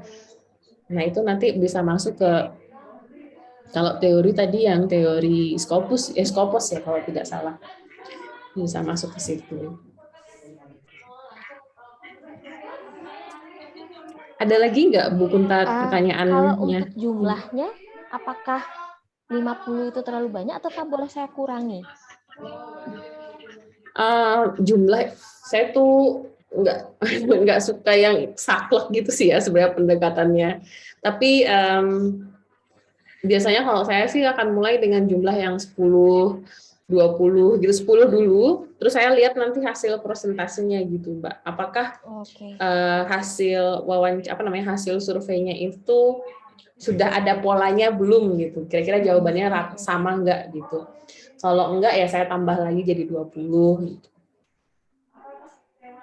Oke. Kalau untuk analisisnya itu, Mbak, apakah boleh misalnya saya agak sedikit menyimpang begitu menurut saya, kalau saya misalnya melihat apakah ada pengaruh framing media, saya kalau dari pandangan saya sih itu agak keluar sedikit dengan riset saya saat ini. Kalau misalnya apakah karena pilihan kata yang digunakan ambigu ataukah terlalu canggih begitu, terlalu sophisticated begitu, Kalau itu masih mungkin menurut saya gitu. Tapi kalau menurut Mbak Nana seperti apa? Kalau saya melihatnya mungkin itu menjadi isu yang berbeda ya Bu Kunta. Soalnya kalau framing media itu kan kita melihat bagaimana istilah-istilah itu diberitakan begitu kan.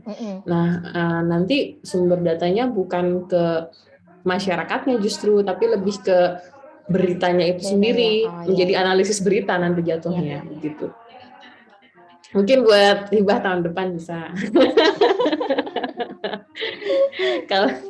Tapi kalau tadi dari survei itu ada sumber berita begitu, dan ternyata nanti kebanyakan misalnya sumber misinformasi itu datang dari media, ya itu jadi temuan jatuhnya.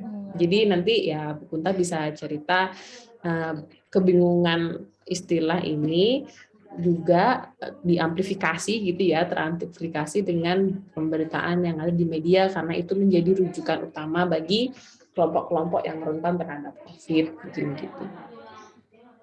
Oke. Itu sih Mbak, ya ampun membantu sekali, saya jadi clear. Ya, semoga membantu. Silahkan kalau ada masukan lain dari Bapak Ibu yang lain ke Bu Kunta, silahkan. Keren Mbak Kunta, keren. Udah mantap. Tinggal lanjut. Iya nih, saya segera nih setelah bimbingan sama Mbak Nana jadi pede nih turun. Ya Mbak, ditunggu nih hasilnya nanti, mudah-mudahan lancar. Nanti kalau misalnya ada masalah saya kontak-kontak Mbak Nana ya. Siap Bu Kunta. Ya, jelas banget itu Mbok Kun. Iya ya, dan menarik ya penelitiannya ya. Penting sih kayaknya itu penelitiannya. Ininya. Oke, terima kasih banyak Mbak Nana. Biar bisa lanjut ke Anas nih. Ntar Anas di kampus dikunci. Udah nyampe rumah makanya gak tahu. Oke, sudah aman. Baik, Bu Kunta. Silahkan Mbak Anastasia. Oke, halo, selamat siang semua. Siang Mbak Nana. Iya. Mohon maaf sebelumnya tadi saya agak terlambat join. Saya menghindari seperti Hadi, jadi saya kabur duluan. Mungkin langsung aja saya share screen ya. Sebentar.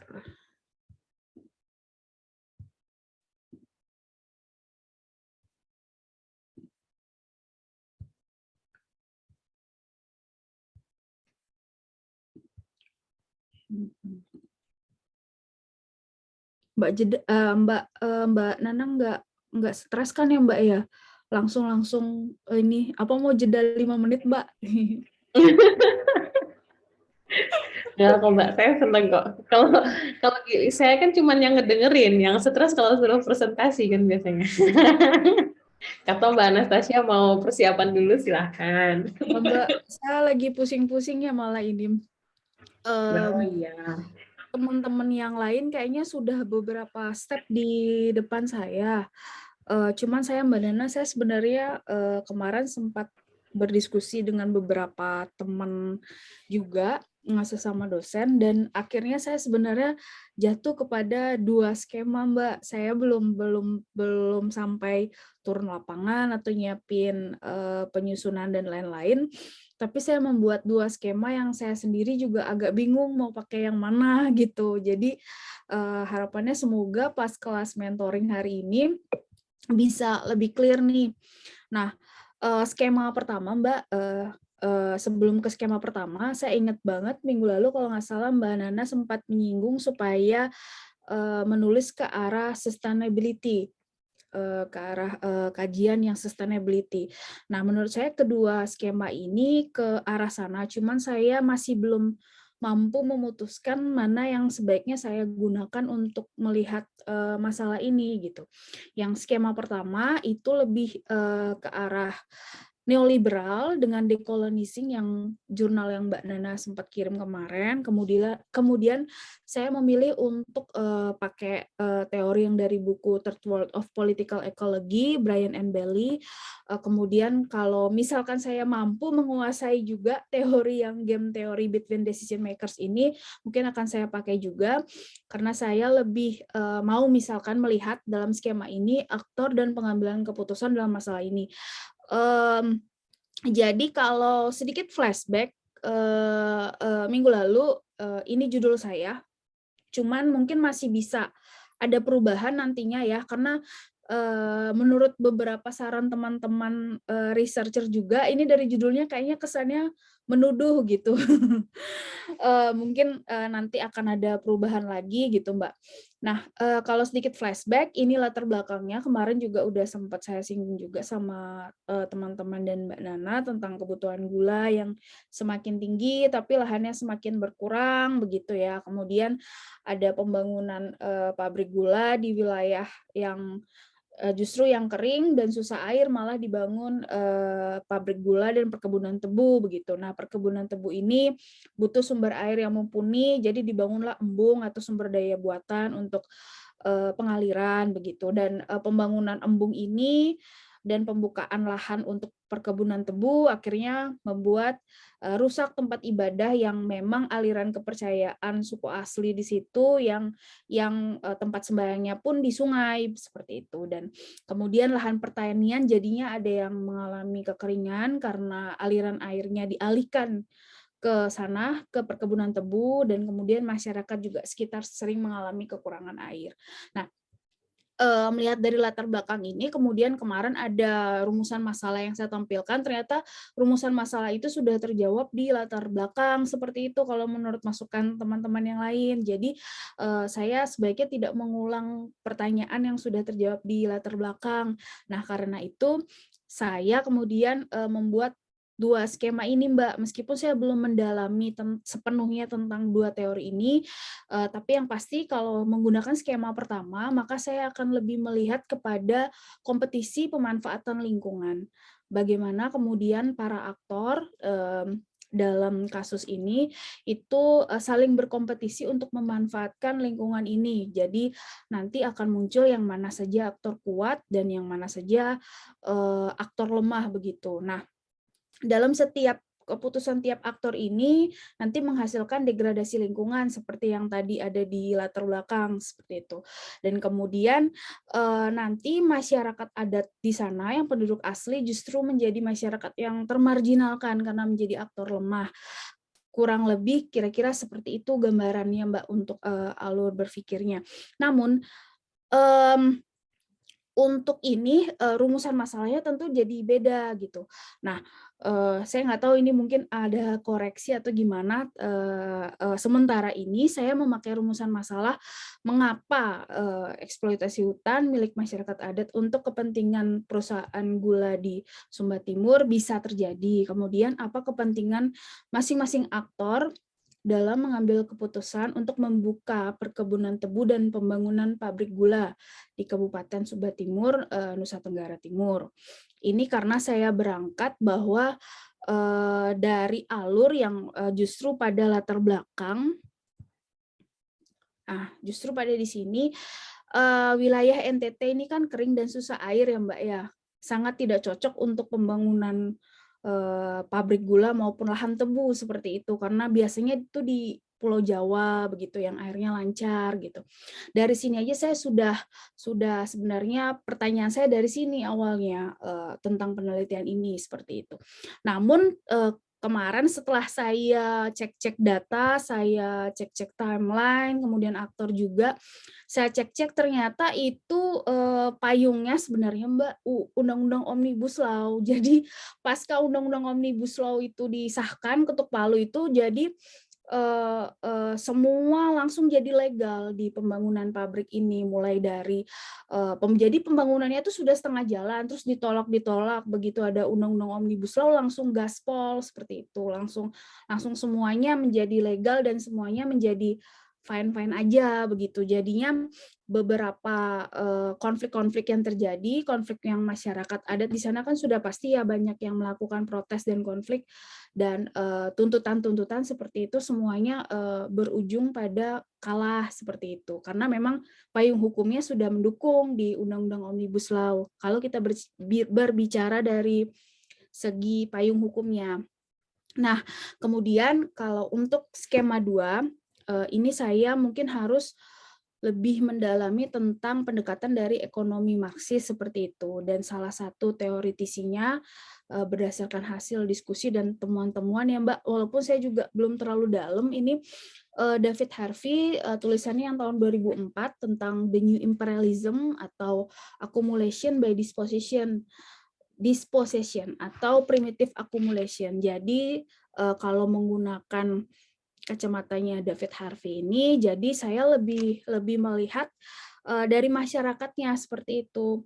Kemudian kerusakan lingkungan ini apa aja dampaknya terhadap masyarakat di sana begitu. Karena ketika ada kerusakan lingkungan, maka akan ada juga yang diuntungkan dari kerusakan lingkungan itu, dan ada kerusakan lingkungan ini apa aja yang akhirnya membawa perubahan bagi masyarakat adat setempat begitu. Jadi rumusan masalahnya pun menjadi berubah gitu. Yang pertama, bagaimana posisi masyarakat adat dalam mempertahankan kepentingan airnya. Kemudian yang kedua, apa saja usaha masyarakat adat dalam mempertahankan kepentingan airnya dan menjaga pelestarian hutan.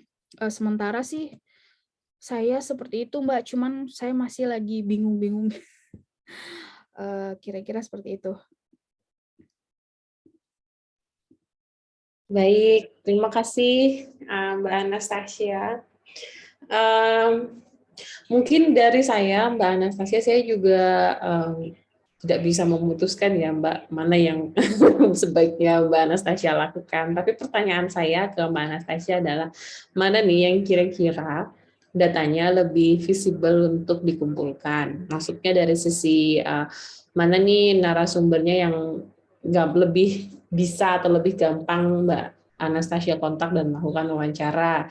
Apakah sekarang lebih gampang buat Mbak Anastasia langsung terjun ke lapangan di NTT, lalu bertemu dengan komunitasnya, atau kalau skema 1, apakah Mbak Anastasia sudah punya kontak lebih dahulu gitu dengan tidak hanya dari komunitas tapi juga dari perusahaan dan juga dari pemangku kebijakannya. Nah, yang mana nih yang menurut Mbak Anastasia lebih gampang untuk dikontak?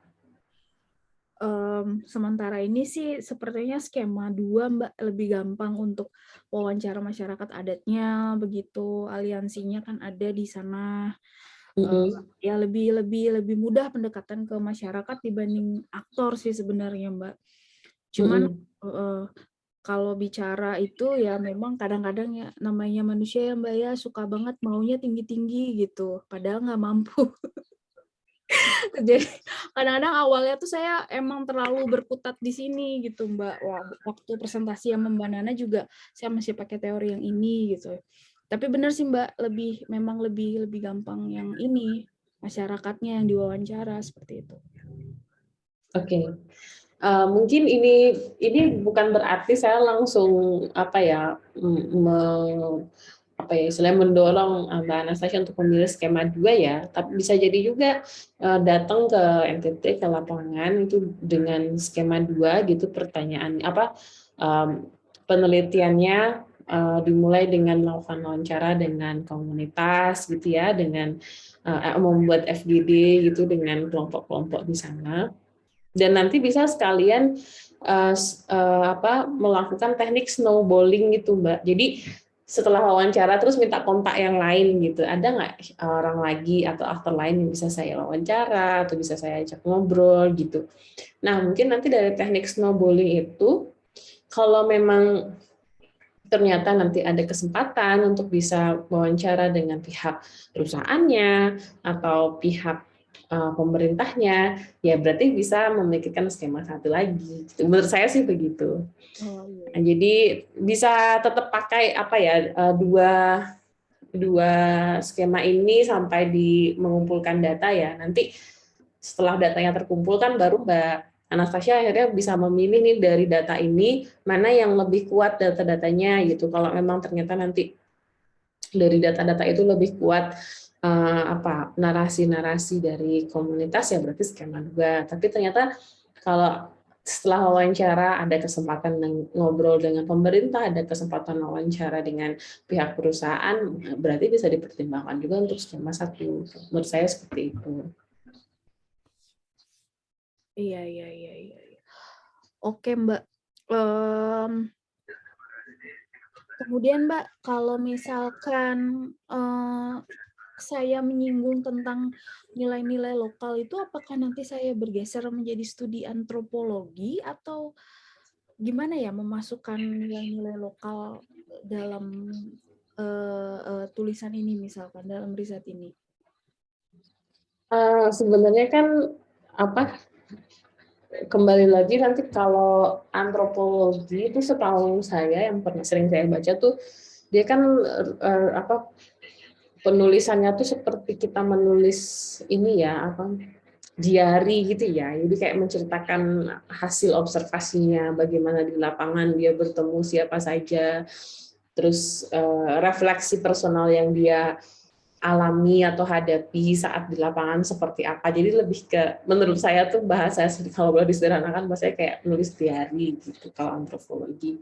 Nah, padahal kalau kita mau bicara mengenai budaya, tradisi, itu kan juga nggak hanya menjadi urusannya orang antropologi gitu, bisa juga menjadi urusannya orang politik, bisa juga menjadi urusannya orang ilmu sosial yang lain. Tinggal kacamata yang dipakai gitu. Nah, kalau misalnya Mbak Anastasia masih tertarik ingin menggali tentang tradisi-tradisi yang ada di NTT begitu dan ingin melihat dari kacamata politik misalnya, mungkin pertanyaannya bisa dirumuskan, ada nggak tradisi-tradisi di NTT yang hilang ya istilahnya, yang sudah tidak ada lagi karena adanya adanya perkebunan tebu ini. Saya tadi mau nyebutin eksploitasi, tapi kan itu sudah memiliki judgement sendiri ya, judgement value-nya ya. Tapi kalau bicara mengenai perkebunan, nah itu kan ada perkebunan, ternyata ada dampaknya loh dari perkebunan ini. Ternyata dari sisi budaya juga ada dampak, ada budaya yang hilang, ada tradisi yang hilang dari perkebunan ini. Nah itu kan menjadi hal yang orang nggak sangka, karena biasanya kalau ngomongin perkebunan kan dampaknya lebih ke dampak ekonomi, dampak sosial, dampak pekerjaan gitu kan. Tapi kalau ternyata ada ya dampak budaya, apa sih dampak budayanya? Nah itu kan bisa menunjukkan ketertarikan terhadap isunya gitu. Apalagi tadi saya menarik melihat kalau nggak salah dengar kan menurut Mbak Anastasia salah satu yang hilang itu ini ya tempat ibadah di sungai begitu ya? Apa betul? Ya betul Mbak. Ini yang ini Katua Danjara Yuara Ahu. Jadi itu suku adat Marapu di sana. Dia tuh kayak ada batu-batunya gitu dan itu harus dialiri aliran sungai gitu. Nah, lahan perkebunannya ini dia motong aliran airnya, jadi tempat sembahyangnya nggak dialirin air lagi. Sementara ini kan aliran kepercayaan agama bumi gitu ya Mbak ya. Jadi dia perlu unsur alamnya begitu. Jadi ya nggak bisa sembahyang lagi karena kayak ada yang kurang gitu airnya gitu dan rubuh gitu dia jatuhnya, nggak tahu gimana rubuh misbah ya apa sih namanya ya, batunya itu rubuh dia. Hancur gitu. Itu yang kemarin diperjuangkan sampai ke MK, sampai ribut-ribut ganti-gantian, tapi endingnya tetap kalah ya karena undang-undang secara hukum memang sah-sah aja pembangunan lahan itu di situ, pembangunan perkebunan tebu itu di situ gitu. Dan tidak ada upaya untuk istilahnya merelokasi tempat ibadahnya gitu, nggak ada ya? Ada Mbak, tapi cuman dipajang aja, jadi kayak dikasih lahan. Tapi kalau lahan aja nggak bisa karena mereka perlu aliran air. Sungai, aliran air. Kalau misalkan mohon maaf kalau kita kayak masjid, gereja gitu kan lahan aja cukup ya Mbak ya. Kalau mereka tuh nggak bisa lahan aja, harus ada aliran airnya gitu. Jadi kayak termarginalkan gitu. Beberapa tulisan tuh nulisnya dia termarginalkan karena nggak bisa sembahyang lagi seperti dulu gitu. Oh, itu udah ada yang menulis ya tentang kejadian itu. Kalau nggak salah Project Multatuli, Mbak, ada yang nulis tentang itu. Tapi dia lebih kepada wawancara orang-orang adatnya di sana, bagaimana perjuangan perempuan adatnya di sana, begitu. Jadi tidak hanya kekeringan sebenarnya, rusaknya tempat ibadah, dan akhirnya eksistensinya mereka tuh sudah tidak diakuin. Diakuin sih, Mbak, kalau menurut aturan itu diakuin gitu. Tapi maksudnya sudah apa ya, kan aliran dia, Mbak, aliran kepercayaan gitu. Dan itu memang suku asli di sana, suku asli Pulau Sumba. Jadi kalau ngomongin Pulau Sumba, ya Marapu gitu sukunya, suku Marapu gitu. Dan harusnya sih mereka dijaga ya ininya ya, dilestarikan. Tapi ya itu sih Mbak, soalnya yang saya baca laporan keuangannya perusahaan gula ini per 2021 itu 13,1 miliar membawa pemasukan bagi provinsi NTT begitu. Jadi ya mungkin lebih mementingkan kepentingan ekonomi sih dibandingkan kelestarian budaya. Ya, begitu. Ya. Kalau saya melihatnya mungkin itu menjadi angle yang menarik ya, Mbak. Jadi kalau berbicara mengenai eksploitasi kan selama ini eksploitasinya itu kita melihatnya dari sisi alam ya, maksudnya eksploitasi alam yang tanah tadinya subur menjadi tidak subur, terus tadi ada air sungai atau ada sumber-sumber mata air di situ menjadi kering. Biasanya kan lebih ke bicara dampak lingkungannya gitu ya, dampak environment-nya.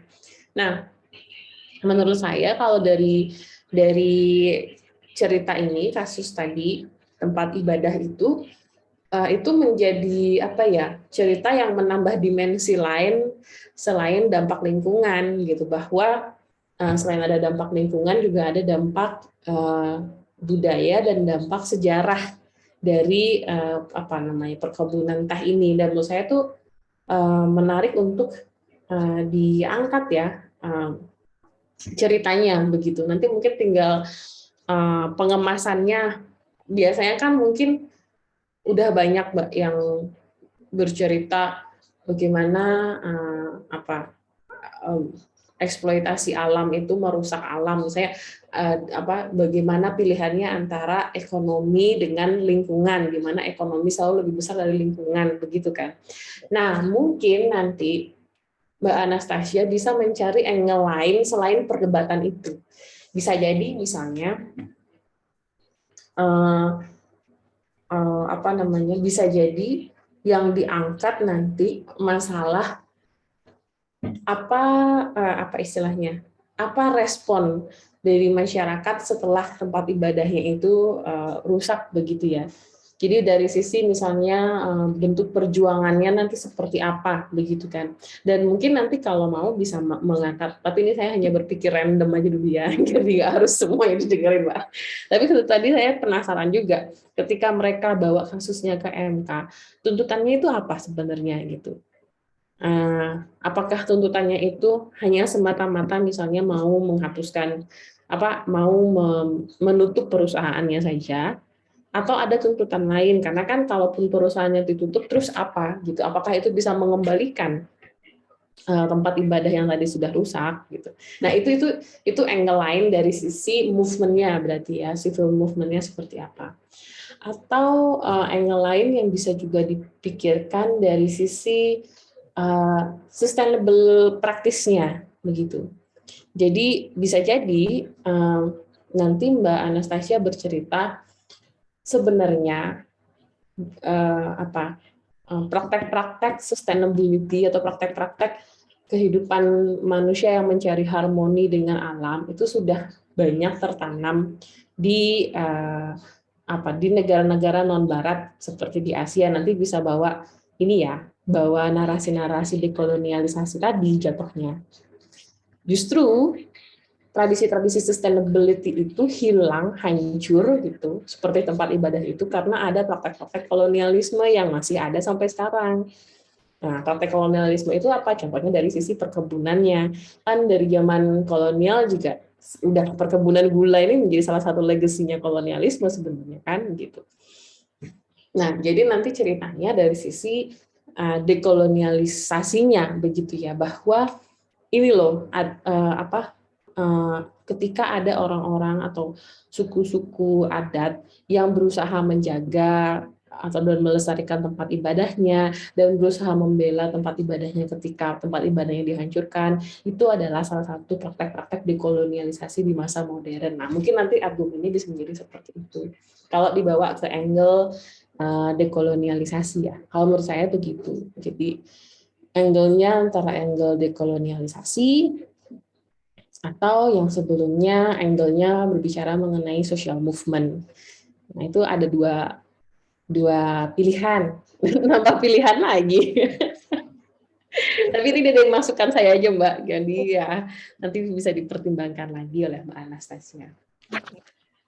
Oke, Mbak. Saya akan pakai yang lebih gampang lah nyari datanya. Visible, betul. Penelitian yang paling bagus adalah penelitian yang selesai. Benar, Mbak.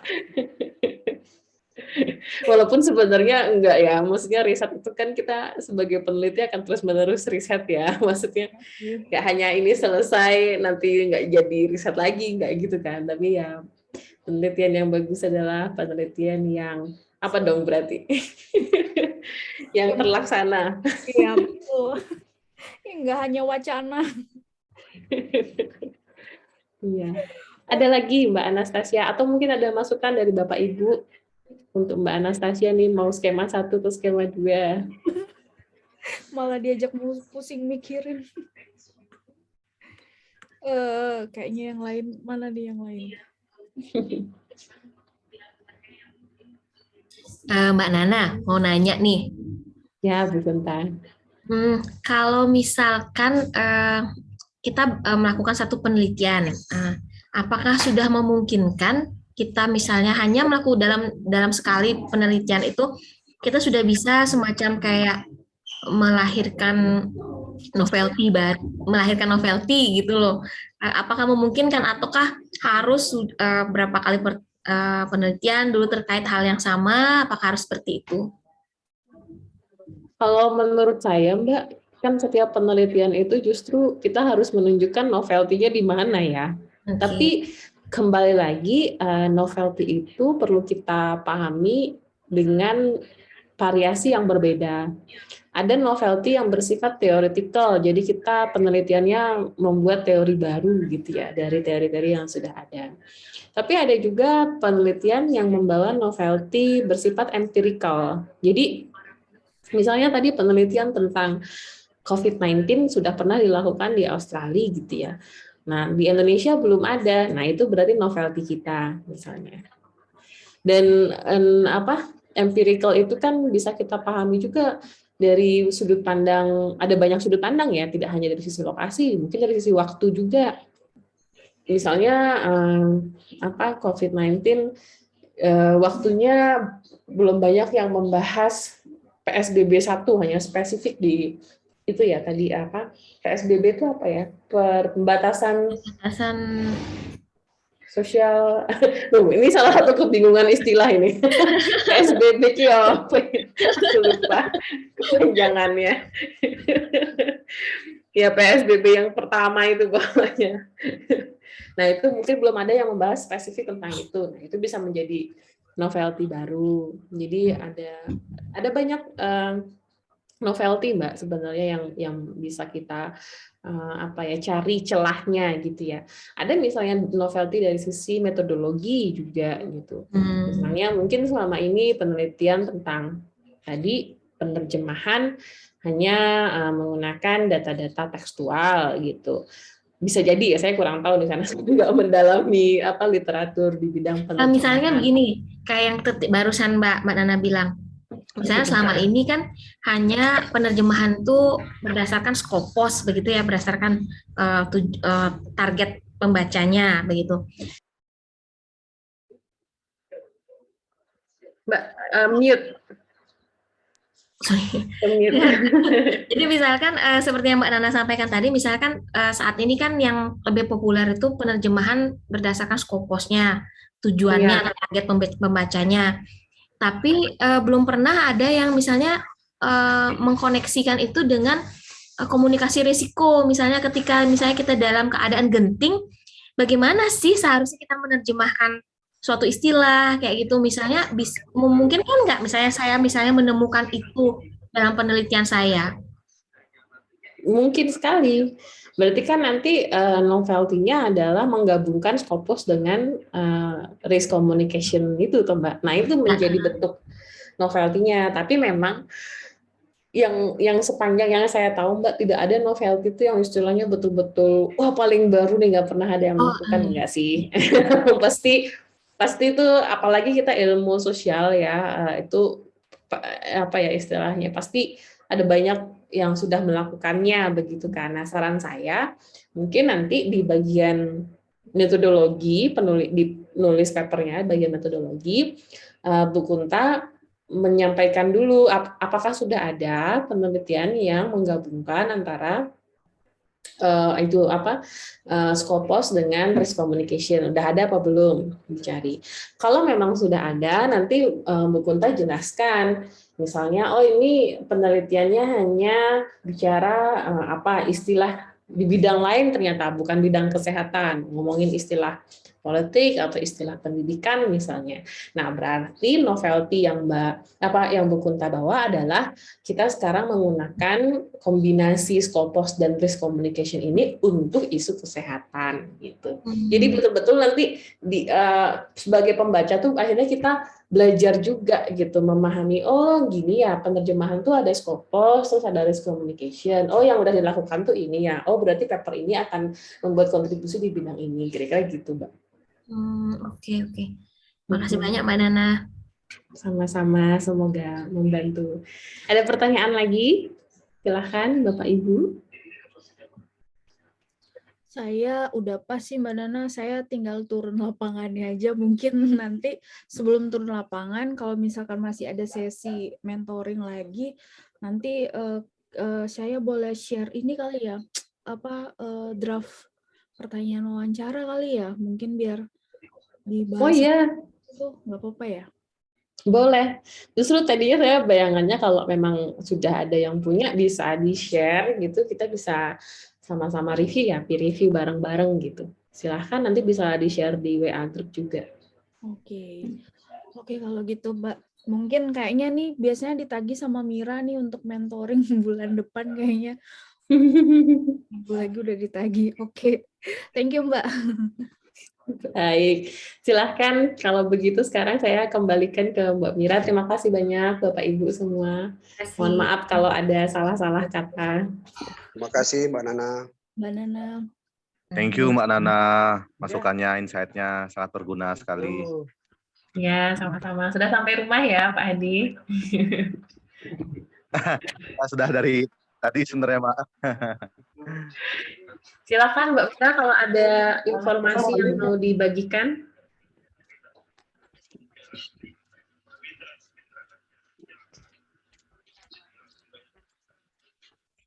Halo Mbak Mira.